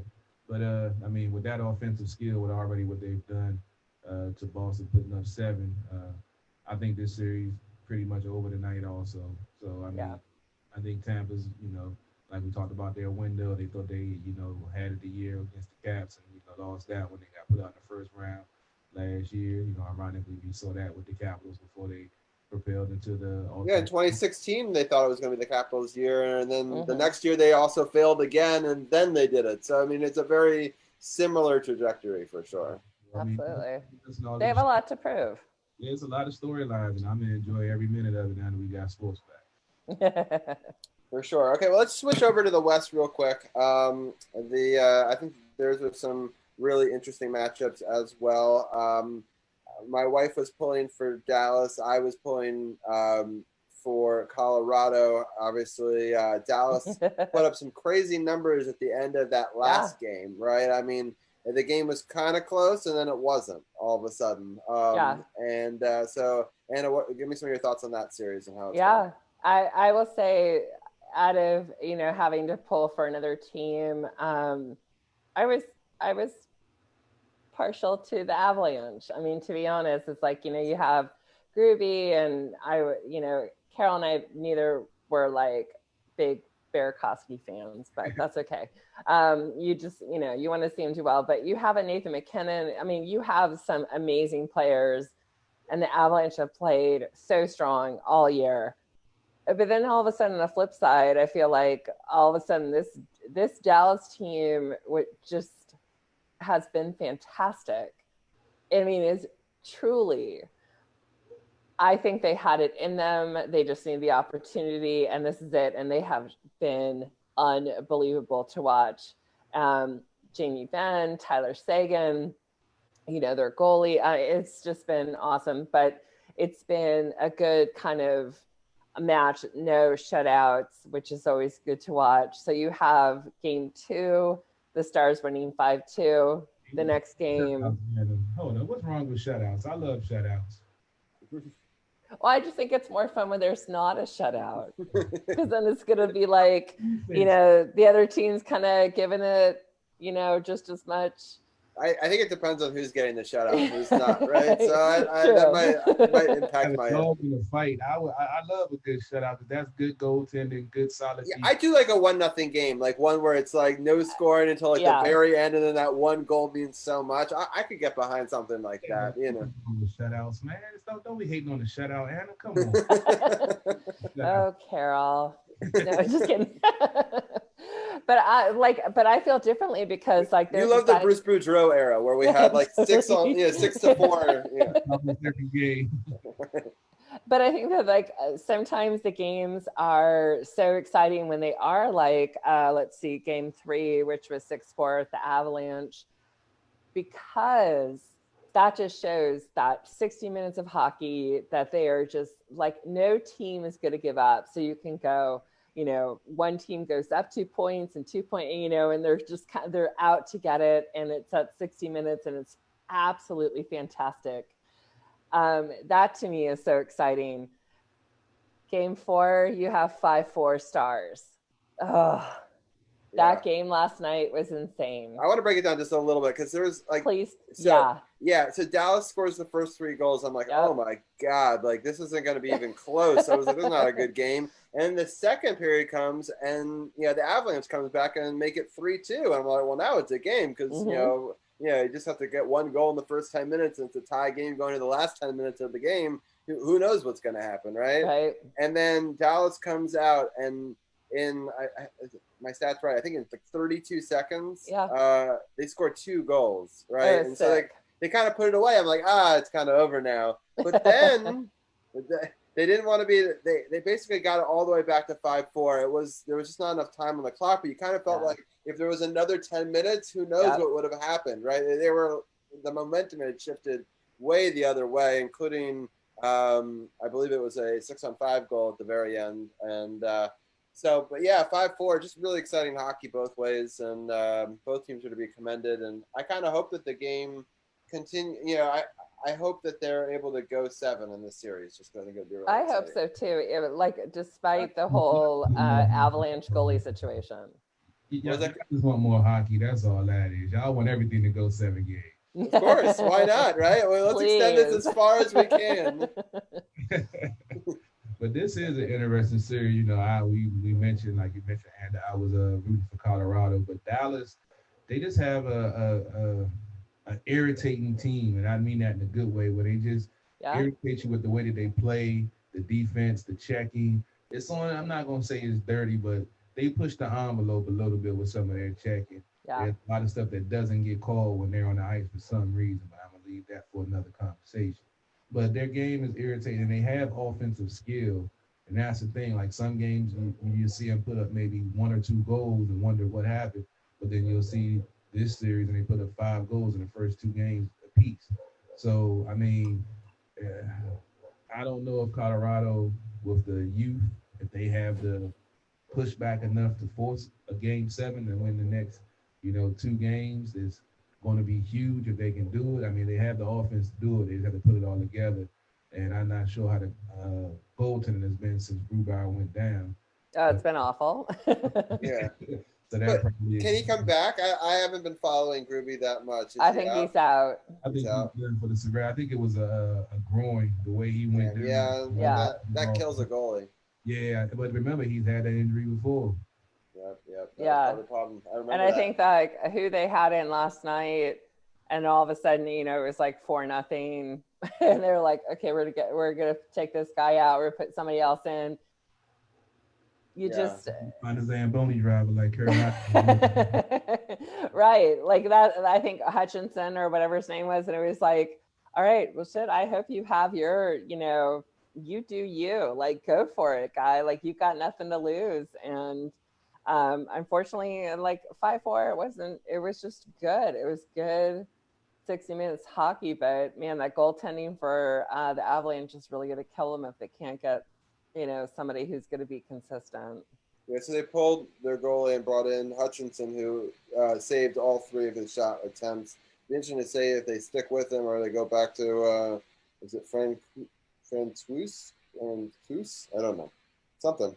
Probably French. Some of those names, I just say the goalie, man.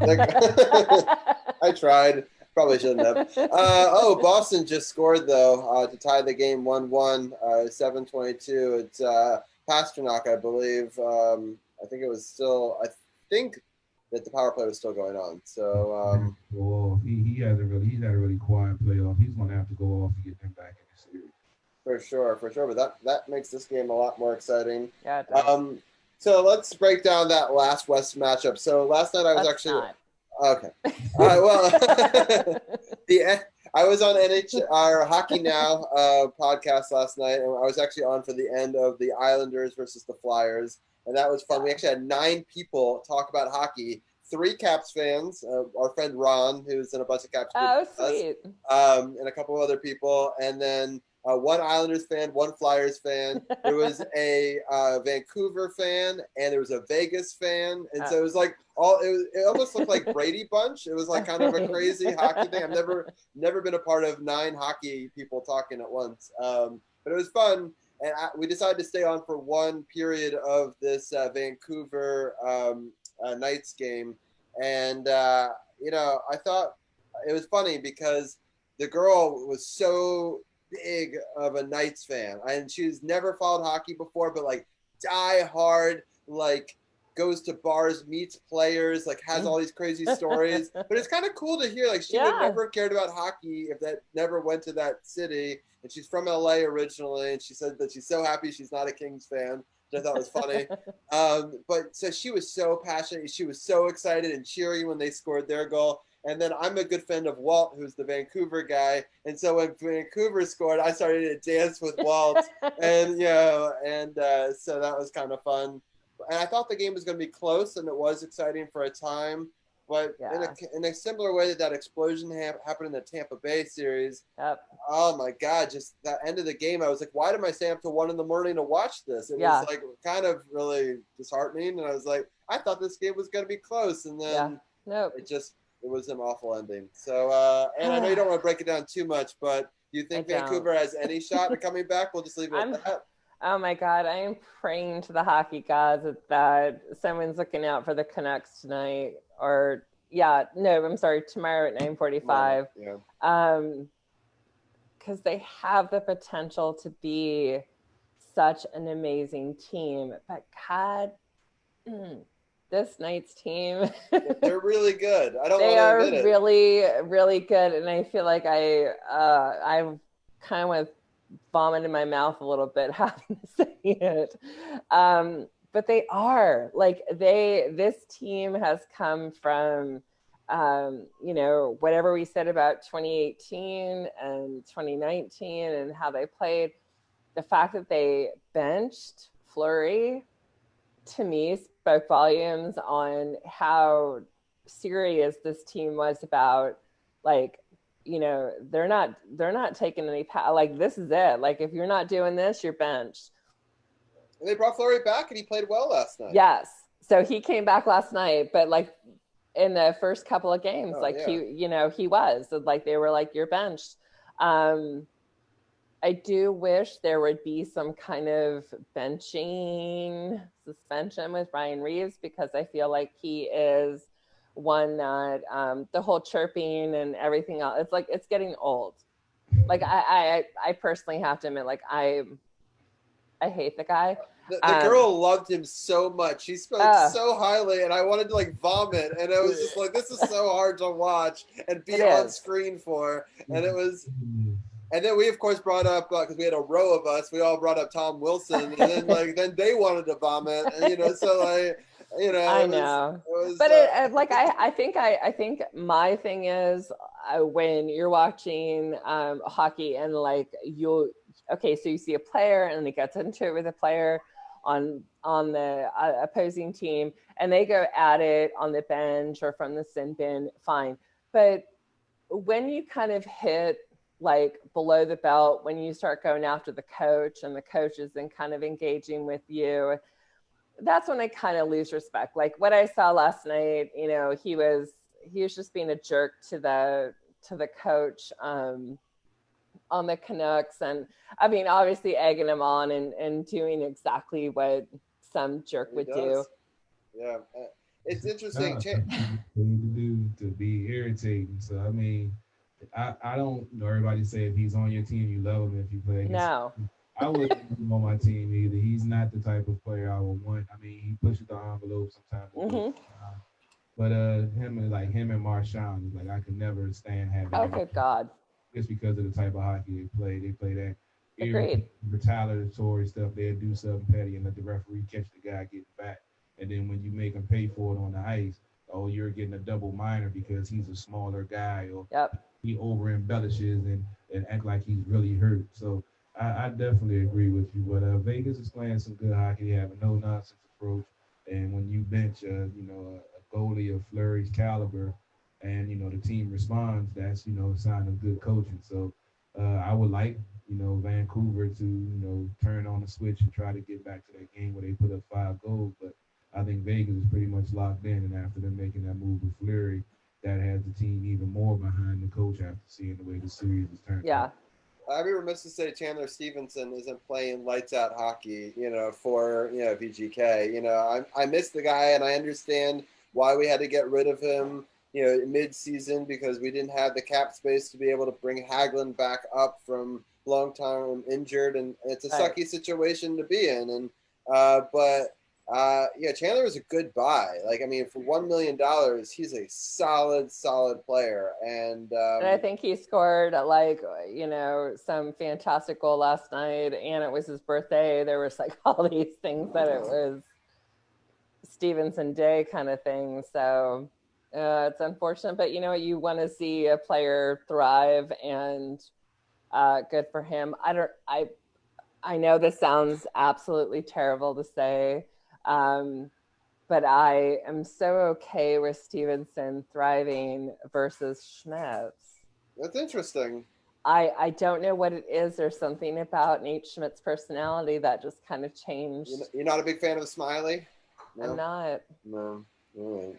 I know. And there are so many people that are going to be like, what a bitch. But I would say it's like there's just something about it that I was like, just not feeling it so much when he left. But when I see him as a Vegas Knights player, I don't miss him because I don't like who he's become. Well, you don't think about players once they leave either. You know, if I'm following on social media, I unfollow them. Like, Yeah. Anymore, so there's really no reason to follow you anymore. So, I mean, once they leave, the guys that help them to run, when they play it, hey, yeah, kindly, hey, but when the game starts, they're still the enemy to me. So. Right. I mean, that makes a lot of sense, but I kind of agree with you. I mean, I don't blame Nate Schmidt, but in the end, I'm kind of happy that we let that one go. Versus like Chandler Stevenson was part of that forward mix that kind of got this stir going. Like we miss him, or a Devontae Smith-Pelly. We were talking about this last week, where we just didn't have that gritty, go to the goal mouth, get deflections and stuff like that. I just didn't feel like we had that in our bottom six this year. And that's why, even though on paper we seem similar to that 2018 team, I mean, that's where a lot of, the third and fourth line, I think, kind of won us the cup in some ways, just because they were the difference makers. I mean, think about, Eller got the game-winning goal, right? People would, if you were to imagine who's going to get a game-winning goal, I'm not sure Eller is in your top 5 picks from the Capitals, for the cup. So goal in the Columbia series to win in overtime, and he got the last goal to win the Stanley Cup for the Capitals. So, like you say, you never know who in that third and fourth line was crucial and pivotal to that.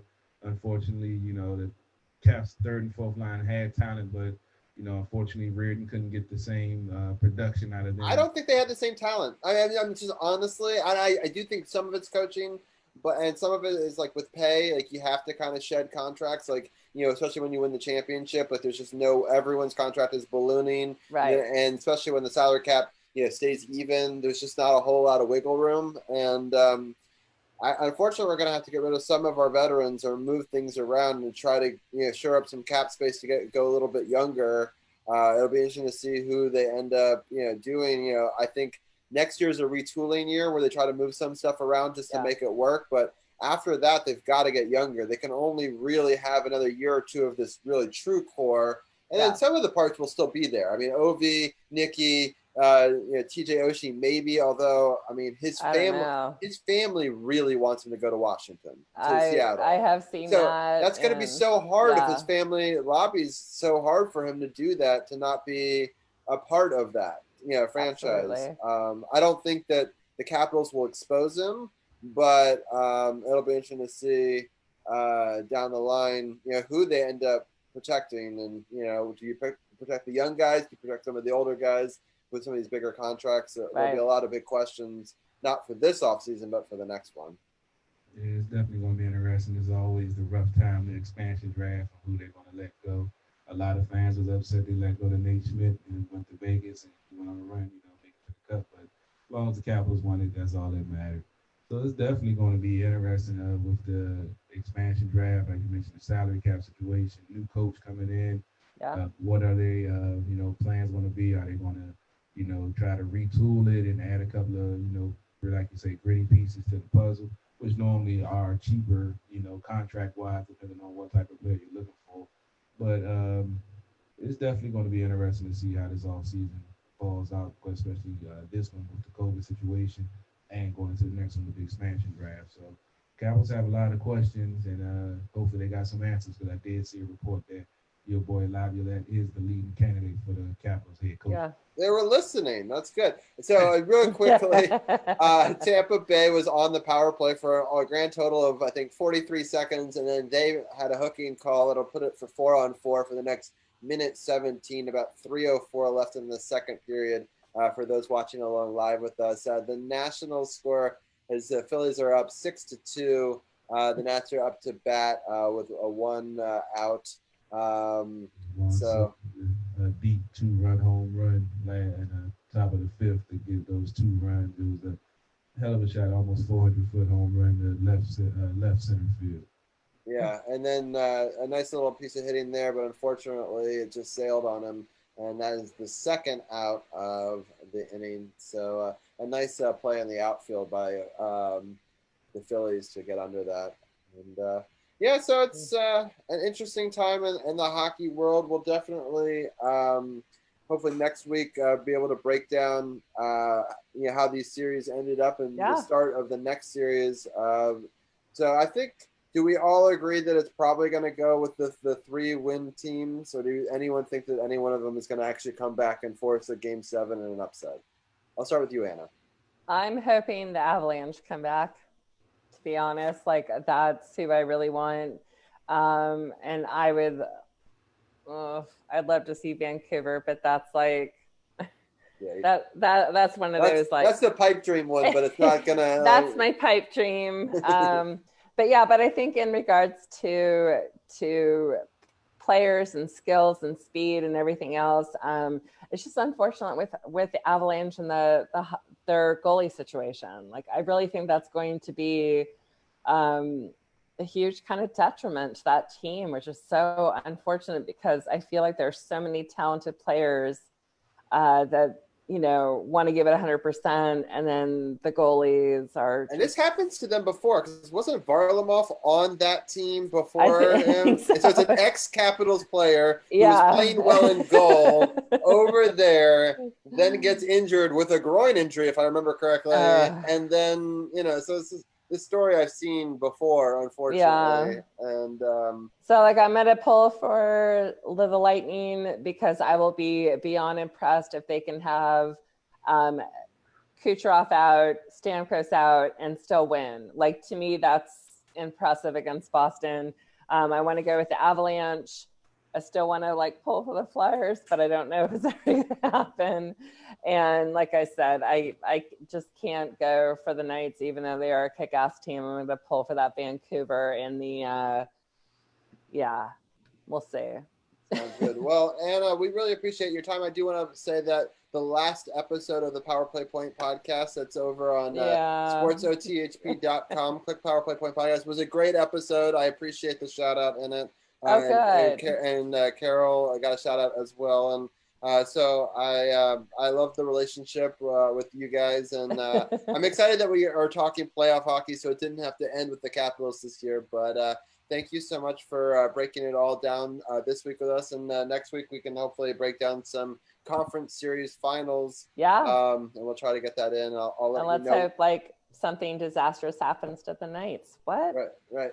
Sounds good. Terrible. All right. Stuff on people, and that's not good. All right. Have a good night. I'll talk to you guys next week. Sounds good. Thank you. All right, Rob. I had a little technical difficulty on my side. For some reason, my YouTube feed is ended. So what I'm going to do is I'm going to stop this stream right here, restart another one for Washington football team talk and NFL news. All right, I'll break down the last 40 seconds of this period while you set that up. Sounds good. Go ahead. All right, so Tampa Bay, Boston, it's 1-1, 30 seconds left. Tampa Bay is clearing it outside of their zone and coming down to the ice. They've now gone into the offensive zone, but unfortunately didn't get much going there. Boston making the restart. They're back in the neutral zone. They're down low once again, but Boston has sort of recovered. They're kind of playing four corners to keep it away from Tampa Bay right now. There's 7 seconds left in this period. It doesn't look like Boston's going to get much on the surge here. They've gotten into the zone. They got one shot off, but it was easily turned away, and that'll end the period. So it'll be 1-1 going into the third. Should be a really exciting third period for sure. And I also thought I'd give a little update on the baseball. It's still 6-2. Now it's the bottom of the 6th inning in that game. And so hopefully the Nats find a way to come back. And then the last thing, I'll give a scoring update real quick on the Milwaukee Bucks versus the Miami Heat that we talked about in the first hour. Miami has taken a 2-point lead. There's 9:34 left in the fourth quarter. So I'm going to keep that on in the background, and I'll give a scoring update once Carol is done with the football talk on that very close basketball game. Again, 92-90. Miami is up with 9:26 left in the fourth quarter in that. Carol, do you still need me to talk more, or are you up? Give me about another 20 seconds, Rob. All right, sounds good. All right, that's fine. I'll break down the next scoring play for the Milwaukee Bucks. They're on the offensive side right now, and they're dribbling from the 3-point line, trying to take it down low, a turnaround, sort of an up and under shot. And did they say it was an extension? Yeah, I think that it was maybe a push off. And that was on Antetokounmpo. And so Miami has the ball. They're up 2, 9 minutes left in the fourth quarter. Starting at sort of the center to drive down the lane, a kick out for 3. Nope, they close out quickly. And they're calling it an offensive foul on Miami now. So it's interesting. 2 offensive fouls in a row. Interesting. He stepped on the out of bounds line, I think. All right, Robbie, we good to go, ready to rock and roll. Okay, sounds good. Well, we'll take it away from the football talk. Yeah, we had a couple of things going on in the NFL this past week. Just thought I'd give some quick notes with the football season being less than 2 weeks away. Final cuts will be coming, I believe, next week. Actually having a fantasy football drive on Hurts House Invitational next Sunday. So I got to get my football fantasy skills together. So I got to start doing some research because they don't play in that league. So it's going to be interesting with the NFL season. We spoke about it previously with the COVID situation, and we've seen what happens in baseball and with the traveling aspect and, folks getting infected on the road and other situations. That's one thing I'm more concerned about with the NFL, with them still, pretty much doing things the same way with the travel and schedule conference-wise and all of that stuff. It was, I'm hoping they complete the whole season, but right now, in my opinion, fingers are just crossed for the whole season. Carol, can I ask you a quick question? Are all the teams not having fans? I know that some have announced. I don't know if all have announced yet. Some I thought might have some. What I heard, the Cowboys are going to be at 40 to 50% capacity. The NFL gave the choice up to the owners, depending on the state that they're in and the guidelines that they have. And I heard that talking to one of my Cowboys fans, that's a friend. He said that Jerry Jones said that they would do probably between 40 and 50% of the stadium. And I think it was a couple of other teams that were mulling over the idea of doing between 12 and maybe 14,000 folks, just so they can, try to. How do you get 6 feet away? I just don't understand fundamentally. Folks have to be responsible, I guess, and just have to, because they're not going to be sold out, so every seat isn't going to be full. So folks just probably going to have, just like they do in the store, have designated seats every 6 away, and folks supposed to sit in them. Hopefully, if they don't, they might put them out. That's what I'm hoping that they do. But as of right now, I haven't heard any of the. Because it's crazy because you have to know how many people are in a family and then have a certain number of seats between those, right? So we have a group of 5, let's say, and then someone else has a group of 2, but they've got to be a certain number of seats away. Like, to figure the logistics of that seems like a nightmare. That's crazy. But that's what they get paid to do. I mean, they didn't had all this time off. They got to use their brain if they want to get some revenue. They're going to find a way to get some money out of this. So he probably put a team on it, got some mathematical firm that add up all the seats and do 6 feet distancing and how much and this and that. So, if there's a will with the capitalism and, the way money is in this country. If there's a will, there's a way. They're going to find a way to get some money coming in. Because that's why I mentioned it's with the owners actually giving up preseason, knowing that those are the games that they get to keep all the revenue. To me, that meant a lot going toward the player safety.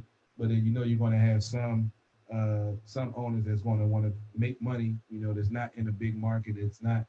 They can't basically afford to take that loss of losing a whole football season with no concessions, no seat sales, no parking sales, and all of that.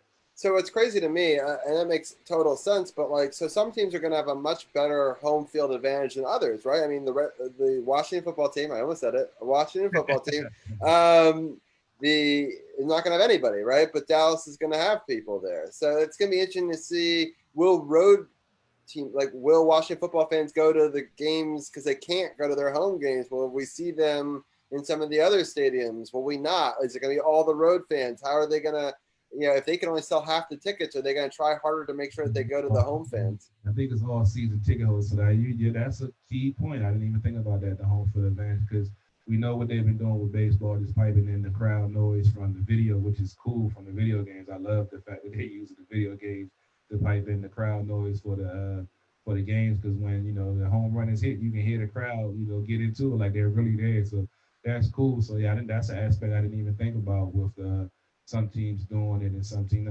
That's why I feel like it should have been a general, no fans, whatever. But when you got these owners that got to pay these salaries to these players, and this is a big chunk. Like we have a billionaire owner that has money coming in from different streams, but all NFL owners aren't built like that. So some of them are going to probably find a way to try to recoup some of that revenue they're losing because they can't afford to have to pay the player salaries and taxes on their second and third homes and such. So they're going to find a way to get some money in their pocket. So and I wonder if people who have these season ticket holders that often would resell to some fans of the opposite team, I wonder if there's so few games and such a little ability to be able to go to games, if they hoard it and you don't see as much as the opposing team fans in the building. It'll be interesting to see how that plays out as well. But it's so interesting that they could be so different. I do have to say, I love the NBA zooming fans in there and like having people actually be able to wave and like be interactive and react when that stuff. But it's funny. It's way more fan friendly than the NFL. Right. But so what's funny, and we didn't get to this with DC People's Champ, but I wanted to. We just ran out of time. But in wrestling, they tried to do the same thing. But wrestling fans, will take an opportunity to show nudity or craziness or just, you can put anything up on Zoom in that moment, right? So, like, it's hard to control. So, like, they had some, not so good imagery. I mean, yeah, it was a problem. So, like, the NBA's done it, and those fans have taken it seriously, and there hasn't been an issue yet that I know of. But I heard that wrestling, it wasn't quite the same way. So I just thought I'd put that out there. Contract or something like you can't do anything crazy. We're going to sue you. I'm sure they tried, but it's Zoom. It's what are they gonna do? It's live. That's interesting. Yeah, I remember you guys mentioned that about the NBA doing that with bringing fans in, which is cool. They're trying. That's like I said, the NBA is one of the more fan friendly leagues out there. They love the crowd participation and the fans to get involved. They have all the interactive events, All Star and all of that. I've been to a couple of All Star events, so yeah, it's definitely they're going to find a way to keep the fans interested because their league is truly fan driven, especially merchandise wise with all the stuff that they're selling now. But let's go ahead and get into this quick NFL Washington football team news. This is what's been going on lately. Jacksonville waived Louis Fournette after 3 years with the team. If you recall, last year he had a contract dispute. I'm not sure if that was still ongoing, but they said they couldn't get anything for him, so they just went ahead and waived him. And no, the Washington football team will not be bringing him in. I know some fans is probably already talking about, what we can do. AP's old and we don't know what Gibson and Geis has done. Look, don't do it. Everybody that gets cut doesn't belong on the Washington football team roster. So cut it out before y'all even start. The Jags also traded Yannick. I'll try to pronounce his last name, Robbie. In Goke. I know I probably got it wrong, but they traded him to the Vikings. He's been having some contract issues for the last 2 seasons, and I believe they tried to franchise him, and I believe he said pretty much he wanted out of town. Derwin James of the LA Chargers, it used to be San Diego Chargers, he will be out for a while. He tore his meniscus on Saturday. He's one of the up-and-coming young safeties. I haven't had a chance to check out the tape on him, but I saw his name come up, so I did a little research. He's one of the up-and-coming young safeties out here in the league. He had a meniscus tear in practice on Saturday. Said he's going to miss a big chunk of the season. Oakland, they just released Prince of Makamura, ex-Giant, and a couple of other teams I can't even remember. He got released out of Oakland today. Once again, Carson Wentz suffered a soft tissue injury in practice. It's supposed to be minor, no big deal. The Eagles are having some real injury issues. We've been used to that here in the district for a while. They just lost one of their offensive linemen to ACL. He's gone for the season. They're actually bringing in Jason Peters, actually re-signed, was supposed to be playing right tackle. Now he's actually talking about if he has to play left tackle out there. New incumbent at left tackle. I can't even read my own handwriting right now. I'm writing these notes in a rush.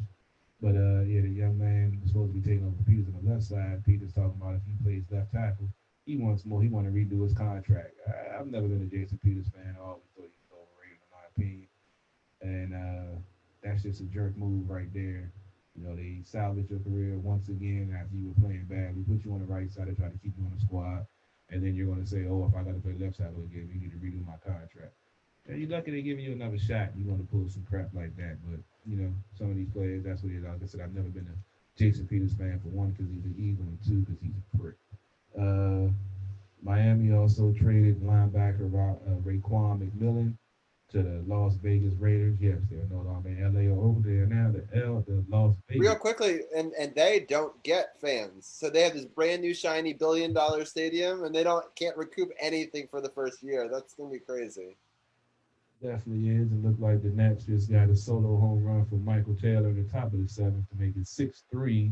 Oh, and I have one other Nats news. If we're going to talk Nats for just a second, I wanted to point out that Turner did get on base. He has 2 hits in this game, so he continues that streak as well. Yeah, Trey Turner, that's my man. What he's doing, he like I said last year, he got like a 26, 27 game hit streak also. So I mean, 5'2" player, solid defensively, put it together at the plate. What more can you ask for? You know, he's been playing some of the top ball for the team. Hopefully he continues and some of the other guys can pick it up and get this offense going. Maybe try to make a run and try to get back in this game and, you know, maybe tie it, force extra innings and maybe still a win because they definitely had a couple of stole from them last week. I was saying they traded Raekwon McMillan to the Raiders for 2020, or traded him and a 5th round pick in 2021 for a 4th round pick in 2021, which I don't understand, but it's the Raiders. It's John Gruden. He got Gruden as his last name, so I already know all logic is thrown out the window when you throw that last name in there. Some Washington football news. Antonio Gibson has been getting quality reps at the backup running back position since Darius Dice is no longer with the team. AP is the incumbent number 1. Gibson, you know, was more of a wide receiver in Memphis, but he ended up playing running back because their running back went down. He had, I believe, 12 touchdowns on 71 touches as a running back in his senior year. He has dynamic speed, game-breaking speed, and you get him in space, and yeah, you're going to have a problem. So the way I see this offense, especially with him, you know, being like the X factor with Chris Thompson now gone, he's going to be more of the third down back. Even though they still have Bryce Love, who's supposedly looking very impressive in camp. I haven't really watched much tape on him because he was injured his senior year. And Dickey hasn't played for the Skins, you know, at all because he was recovering from that injury. J.D. McKissick, he's also on the roster, and Peyton Barber. So it's a, you know, loaded backfield already with guys departing that kind of, you know, thin things out. But looks like Gibson is going to be a key part of this running game / passing game because, as I mentioned, he was primarily a wide receiver, but he has great field vision. So, Carol, I have a question. Does he run some of those wheel routes in the same way that Chris Thompson does? I haven't. You can use him in all of those situations. Some of the tape that I watched on him. And he's also a special teams player. I believe he returns if it's either punts or kickoffs. And he's dynamic in that aspect also. But, yeah, he definitely, as I'm talking about, Trey Turner just hit a solo home run to make it 6-4. I think they might be listening to us in the dugout, right? There we go. Have us on, right? You know, keeping us live in the dugout, man. A little mojo. 6-4 Nats up in the top of the 7th for 1 out, and just another solo home run by Trey Turner, who we just talking about. That's a lot of solo home runs in this game, so that's good. See if we can get somebody on base. Juan hit a 2-run home run to get it all started, so see if we can get somebody on base and knock one out. But it's definitely going to be interesting with the backfield. But yeah, he's definitely can run those wheel routes. If you check out some of his highlights, he reminds me more of as a not as fast Tyreek Hill, where you put him in space and you throw him a quick bubble screen, and you get blocking. He can take it to the house from anywhere on the field. And the special teams aspect, if you, like I say, go check out his highlight reel on YouTube. Like I said, I go check them all out once the team drafts them. I don't really watch college football. But, yeah, his highlights is ridiculous. There's a couple of players that they picked up offensively that have that game-breaking ability and able to make people miss in space, which is something this team hasn't had a lot of. And to me, that's going to be the imprint of the offense. Is going to be a quick strike, get the ball out your hand and let your playmakers make plays, which is something that we've always said, but we've never been able to see on the squad because we haven't had playmakers of this caliber. So I think with him getting reps at the running back position, that's definitely going to be interesting. That's definitely an indicator of how they're going to use him in a more Christian McCaffrey-like fashion with Scott Turner coming from Carolina, and we've seen how dynamic McCaffrey is. I'm not saying he's going to put up those numbers, but he's definitely has the talent to cause some mismatch issues and some folks to miss and get some much needed yards, yards after contact, and just make this offense better, which is something we've been trying to see for a long time. We've seen glimpses, but we haven't seen on a consistent basis, which is something. Carol, can I ask you another positional question? So, who do you think for the tight end position? Where do you see the Washington football team? Because I know that running multiple tight end sets we talked about in the past has been helpful for them. Do you see us going? That do we have a fullback on the roster? Yeah, the one position I didn't really look at this week was the tight end because I remember Moss, Thaddeus Moss, Bernie Moss' son, he got waived on the injury list. I believe he did make it back, clear waivers, so he signed on a injury waiver or whatever. But there's an undrafted tight end that they signed later on. I thought I had all of them listed, but they've been very impressed with him. I cannot think of his name. This was a couple of weeks ago when I read the article, but they've been very impressed with him. And the report that I got from Dugenet about Moss was that his blocking was more impressive. It was more of an injury thing. He had a foot injury that he wasn't able to really get on the field and show what he can do. And there was some reports that the tight end coach didn't really like his attitude or mentality toward his rehab and, doing as much as he can do to try to get on the field and try to get as healthy as he could with the injury that he had. So there might be some maturity issues. We heard the same thing about his daddy when he first came out. So he's on a practice squad, injured, whatever. So I believe his season, I'm not even sure where it stands with the season, but I didn't even know we had an Alabama tight end. Hale, was it Henches? I don't even know we had. I just looked up an article and it was pointing them up. We have Jeremy Sprinkle. It said Thaddeus. Henches, wasn't he there last year? Was that him last year? I got the undrafted rookie somewhere. I just don't know. Yeah, I think that was him. So, but anyway, it'll be interesting to see. So you said that Thaddeus Moss was no longer. They dropped him, right? Yeah, they waived him due to injury, but I think he cleared waivers and he ended up back on they ended up, doing a settlement or whatever for injury. So he'll be, I think that pretty much disqualified him for the rest of the season, but he's still part of the team. So once he finishes his rehab, he'll be able to, study film and do other stuff like that. So he just had to clear waivers and he did. So he's still part of the organization. He's just not going to be active this year, I believe. I don't know if they can come from the preseason injury list and they can come back from that. I'm not sure. I know they have 2 designations this year, unless they change it up more for the COVID. I'm not sure. I got to look into that. But yeah, the tight end situation is definitely going to be key. But the other one was Logan Thomas that I saw here. He's versatile too. He can play fullback and tight end. But you have to remember with Jay Gruden's offense, he was tight end, heavy. With Scott Turner, he's more of the running back, out of the backfield type of guy. So they had Olsen, but Olsen was older, so he wasn't really the focal point of the offense. So I'm not sure how strong the tight end is going to be in this offense they're running. I know you need a quality blocking tight end, and hopefully Sprinkle is what he was drafted for. Hopefully he can step up in that aspect if he is a starting guy, or of the rookies or whoever they have there, shine on to take over that position. Because you're with a young team, with a young quarterback, running a new offense, definitely have to have solid blocking and get a quarterback time to figure things out with the hiccups of not having preseason and not, getting to know your chemistry of your team going against different opponents. You're going against your defense every day, day in and out. So the tendencies of what your defensive coach is going to call. They're not going to go all out because you don't want to get injuries and stuff. So that's why preseason is so crucial. So I think we're going to see a lot of, offensive hiccups from a lot of teams in the first, I say, 3 to 4 weeks, and things I feel going to settle down. Defense is going to have the advantage because the defense is more of a react, and that's why I feel that I almost said it, the Washington football team. You did say it earlier, but I didn't bring it up. You said skin. You said skins, so I let it go because you didn't. I didn't say the whole thing. You didn't. I'll say the whole. We're gotta say the whole name. You didn't say red, so you didn't say the color of this room. So as long as. It almost slipped out. Yeah, it's definitely going to be interesting. I think that's going to be the Washington football team to their advantage with the defense. Because if you've watched, if you're not following Chase Young on Instagram, you should, because he's putting up great footage of him in practice. He's blowing up tight ends. He stuffed AP in the backfield on a run play they had. He's out there doing drills, doing everything out there to make himself ready to earn this number 2 pick in this contract, this guaranteed contract that he received. Actually, word that Kerrigan is being more of a Ryan Kerrigan is being a mentor to him and Montez Sweat. And who else would you rather have a mentor than the showstopper Ryan Kerrigan with, the number of sacks and the things that he's done.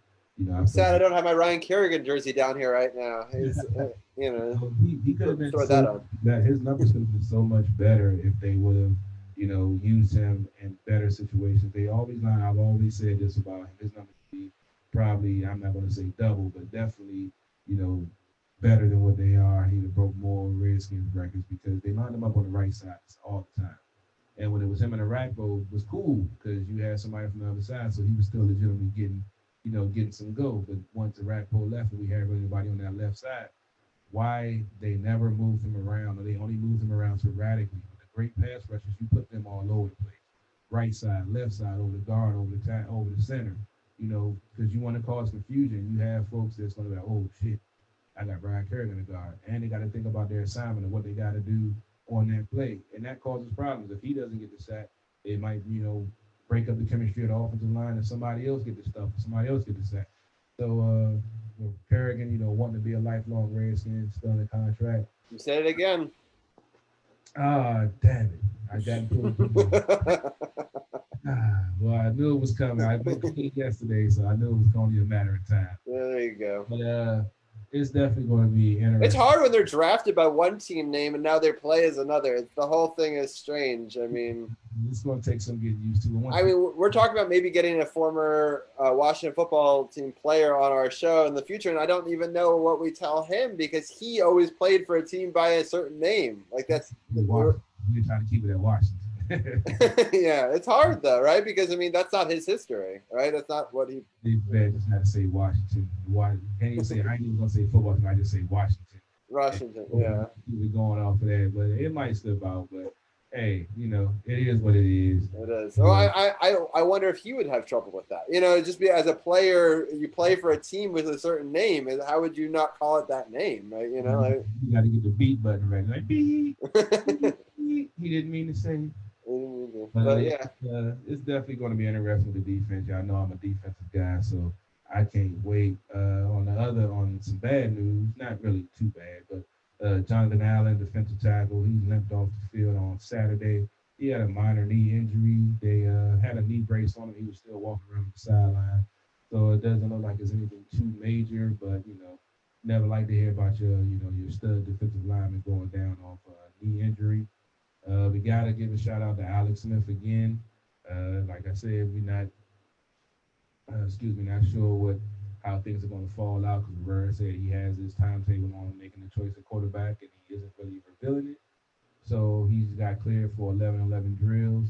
And Haskins said he's been being a great mentor to him, which we said we knew he would knew that he already would be, but he's paying off in so many different ways, and just got to say again the courage that this man has, and will to get back after that horrific injury that ended folks' careers before Joe Theismann. But he's pushing forward, and I guess he's determined to try to get back on the field. I didn't think it would happen, but it does. As I said, I have no problem eating my words and giving that man much respect for doing what he's done to actually get back on the practice field anyway.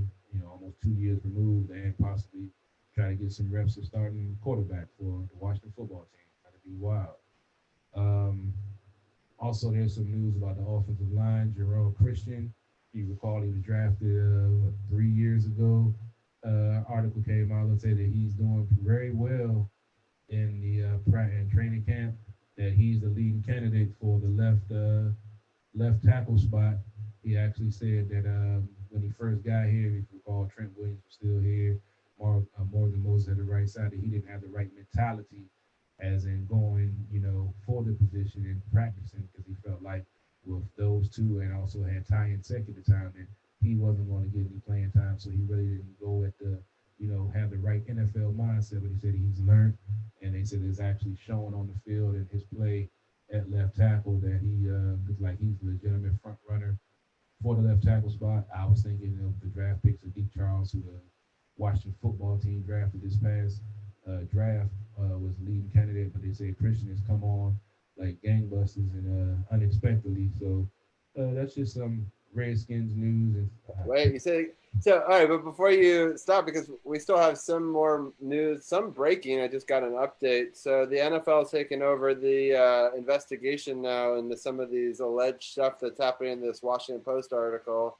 We posted a little bit of it with Dujanay's breaking news last week on our page, but the Washington Post is a second bombshell report that's come out, just talking about the culture of the Washington football team and the ownership. And there's rumors that the owner is trying to get high-paid lawyers to try to get this to go away pretty quickly. But it'll be interesting to see, all the changes that they've done. I did like that they did last week that they canceled their practice at FedEx Field and instead had sensitivity training where they all came together as a community and talked about some of the issues. I thought that was really good. So some good news, some bad news coming out of the park, right? But interested in Snyder put out an article. That somebody put an article out there that he thinks that the Washington Post is putting a hit job on him. Remember we talked about the whole link with Jeff Bezos is coming to the area, and some local politicians have vocally wanted him to, let's just say, take over the Redskins, but they're not huge Daniel Snyder fans, and made some other proclamations about the. Six times, Carol. 6 times. Oh man, I'm gonna have. Well, we haven't talked football in a while. I'm gonna have to go practice in the mirror or something. I need a counter for there. Yeah, I don't even have to put into the jar this week. I got to give you a high end. But it's definitely going to be interesting with him, coming out and saying it's. I'm not going to say it's a hatchet job. I'm not trying to discount any of these allegations come out, but it's just some of the things that they're trying to link to Snyder when they're saying that in the latest article. We didn't really get into it, but they were saying that Mr. Michael was having some inappropriate videos made of the cheerleaders during their calendar sessions, and he was telling the guy to make it for Mr. Snyder. For the executives, right? So that way he's not. There's that distance between Snyder and Michael where they can say that the plausible deniability, those legal terms, I do have some legal background. Right, but they've done it for multiple years. It's just not a good look, right? I mean, there's these cheerleaders that they basically told, we'll always airbrush it out. No one will ever see this. This is, cutting room floor, and then they take it and they make these videos and distribute them just to talk about these women. And it's just, it's pretty sickening just because like these,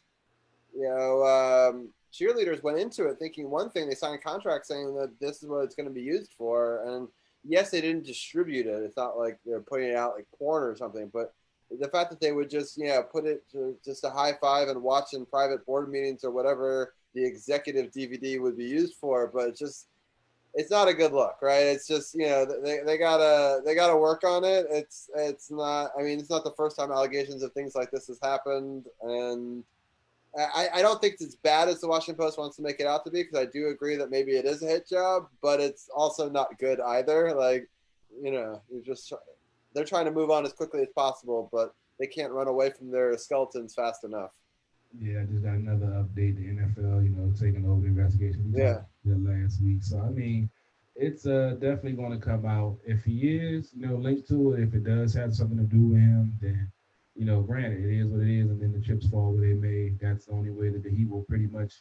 I don't know if that's enough, though. Like, I think it's horrible, but I'm not sure it's enough. Well, it's going to come up to the owners, because remember the Donald Sterling situation in the NBA. The owners can vote an owner out if they feel like his morals or his, In all sports? I mean, I know NBA is different than. That's the same way NFL. The owners, I believe if it's a 3/4 margin of the owners agree that the owner needs it, because it's like a morality clause in there with them being the owner that they do something that's morally wrong, that the other leaders can vote, the other owners could vote to have them lose their team, and then that's when the league will take over and force ownership. And being the fact that the other 40% minority owners are clamoring to try to get him out, And the fact that Daniel Snyder now has a defamation lawsuit going against one of the relatives of the minority owners who said it was the ones that linked him to Epstein and Donald Trump, trying to say that he was in that pedophilia ring or whatever, allegedly. And that's going to court now. So it's getting ugly. And when it comes with money, and you're dealing with billionaires, you know, you're dealing with egos, you're dealing with, you know, never lose mentality, and I'm going to do whatever it takes to win. So who knows where this thing goes? We might need to start doing a web series just based on the halls of the Redskin ownership. This might be a web series worthy of getting sports Emmy or something, right? I'm gonna add my counters. But yeah, no, I just want to say this Milwaukee Miami game has been crazy. Miami just hit 2 dagger shots. They're up 111-104, but Jimmy Butler, 36 points tonight, ties career playoff high. He's just on fire. It looks like Miami actually might come away with an upset, a 5 seed beating a 1 seed in the first game here. 58 seconds, still anything can happen, still 7 points, but it's not looking good for Milwaukee. So it's interesting in that one. And in the baseball game, Philly's got 2 men on, went from first to third on a double. So they're second and third with 2 outs. So they've been able to get an out since that happened. And we'll see if Suero can. Oh, no. Left one hanging in the corner, and he was able to get it and put it into the left field corner to clear the bases. Nats just put up 2 runs to make it 6-4, and the Phillies just put 2 more runs back on to give them that 4-run lead back. I got excited. I shouldn't have gotten excited. I was hoping you weren't going to say, because I was watching. I was like, I don't say nothing about it right now. He's trying to get out the jam, because it was 2 outs with 2 men on, and they was getting through it. And unfortunately, he left one hanging, and he put it into the left corner. That's what I get for trying to do a scoring update. It was an uphill battle off the break, you know, with Fetty giving up those solo home runs off the break, and that trying to claw back into it. It's still bottom of the 7th. Maybe they can make something happen. They just intentionally walked Bryce Harper to first, just because, you know, you don't want to give him no ammunition to do anything else. It's funny. Bryce Harper now looks a lot like Jason Worth, right? Like, it's just funny because it's like they came up together. Yeah, or like, yeah, he sort of mentored him. Why he you know, didn't have the so-called Nats love to stay, because once Worth wasn't here, that was his buddy. That was like his role model that he learned the game from. So I felt like once Worth wasn't with the team anymore, that loyalty kind of went out the window. It's so weird. Worth started in Philadelphia, moved to Washington, and then he trains Bryce to do the opposite. You know, it's kind of what a strange. Yeah, that's how it goes sometimes, man. It's funny like that. But yeah, it's interesting. But I still love the fact that he left, and the year after he left, they won the World Series. Well, and he guaranteed that he would bring it to Washington with that flub, and he was right. Yeah, he's speaking into existence, man. I'm not even mad at him. But I'm not a Bryce Harper hater. You know, I understand, you know, ego of a young man that was on Sports Illustrated cover with the age of 16. So, you know, you have a different mindset, different psyche, and, you know, different things drive you and push you. Hey, no hard feelings anymore. We got, you know. Oh, there were a lot of hard feelings before that run last year. It was true. Boy, they probably had voodoo dolls and everything for Bryce Harper, but with success, like I say, winning cures all. So with the national, they've got to win one of the next like 10 years, or like that's a terrible contract for Bryce, right? I mean, just like they paid a lot of money for him. Hey, it ain't tricking if you got it, man. If you got the money to spend, go ahead and spend it. I don't know if I'd have spent it that much on him. I mean, he's a quality, dynamic player, but we've seen some injuries. His game has matured where he's not running through walls anymore, hurting himself. But, you know, we've seen what happens when he gets cold, and we've seen what happens when he gets hot. And that's the one thing about Soto. Like, he'll go on a little cold streak for maybe a game or 2 or 3, but you don't see those extended hidden slumps that you would see out of Bryce because of his stance and the way that he's lines up at the plate. Soto has, to me, a more quality stance and more quality approach at the plate. And it looked like the Nats get out the inning, thank goodness, without any more runs given up. 8-4. Dang. I just wish they could have just gotten out of it 6-4. Yeah, sometimes Swirl, he leaves some hanging sometimes. It was on the corner, but he left it hanging. It was like as I was talking, I saw the pitch that he was leaving. I was like, this isn't going well. And no doubt. Back in the Nats talk after football talk. But Yeah, the Nets, hopefully they can get it together. This week is going to be pivotal. If they can get a winning week out of this week and Let's defeat go 8-0, right? If we go 8-0, who knows what happens, right? Let's set the bar real high. yeah, Come back here. And, ball game, they 6 games out of first. I'd have put them probably in like second place right there.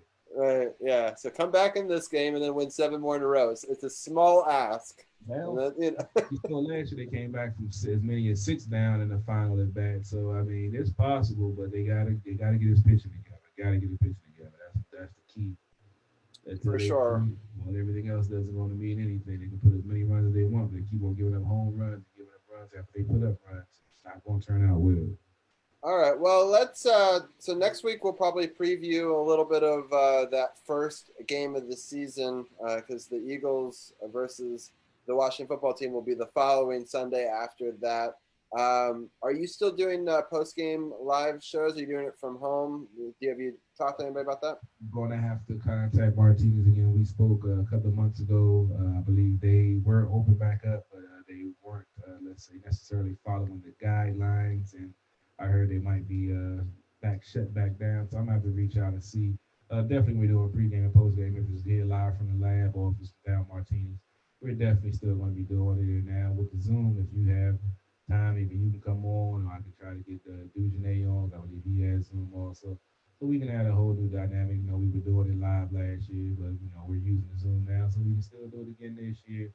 We'll have I have the graphics up, and if Robbie feel like doing the producer feed, he can do that, and we can do it a straight feed from mine. Depends on how it breaks down, but then we got a couple of weeks to figure it out. So stay tuned. Definitely going to still have the pregame and postgame show. For sure. I just want to put that out there. And so next week we'll preview that first Eagles game. We'll talk about how this NBA playoffs. Just so you know, Miami did take that game one.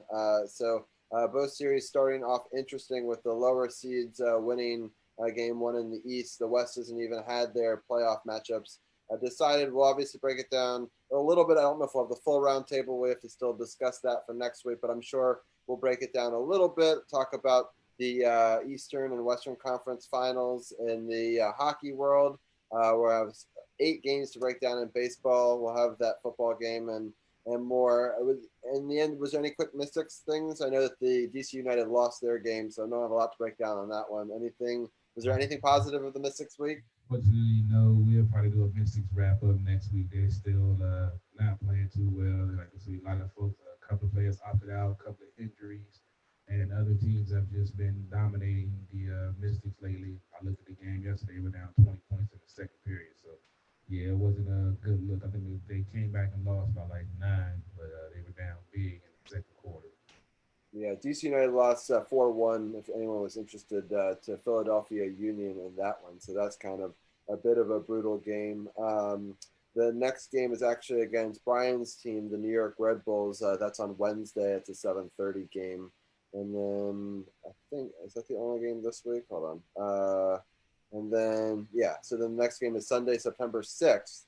That's the New York City FC game. So they play both New York teams. And then they play the Red Bulls again on Saturday, September 12th. So 3 New York battles in a row for DC United, who's won 3 and 4. But if they can string a couple wins together, it's pretty even logjam in the middle of that bracket. So they could make a run for it in the MLS. And the Houston OKC game is just starting now. If anybody wants to watch something after this live podcast, that'll be an interesting matchup to see if OKC can tie the series or if Houston comes away with the series win tonight.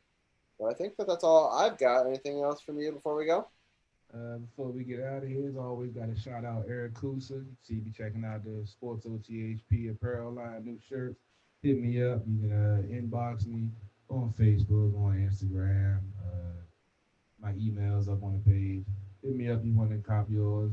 Shipping and handling, $20, $25 at the most for the large, for the extra large, extra large, and triple X. So hit me up. Got to shout out Eric Kusa. Shout out to 151 at the Bar Radio. We'll be going live. Most of this week he's on vacation, so you know how he do when he on vacation. He does show after show after show. So you might see me on there. I also have a possible appearance on another show. I'm not even going to get into that right now. Make sure you check out sportsothp.com for the latest episodes, apparel line links, Power Point podcast, blogs for Dujane, We just got so much going on, so make sure y'all check us out. DC Sports About the Politics. It's not just a catchphrase. It's not just a motto. It's what we do. We do it well. Many can copy us, but none can duplicate us. CP3, live from the lab, and I'm out.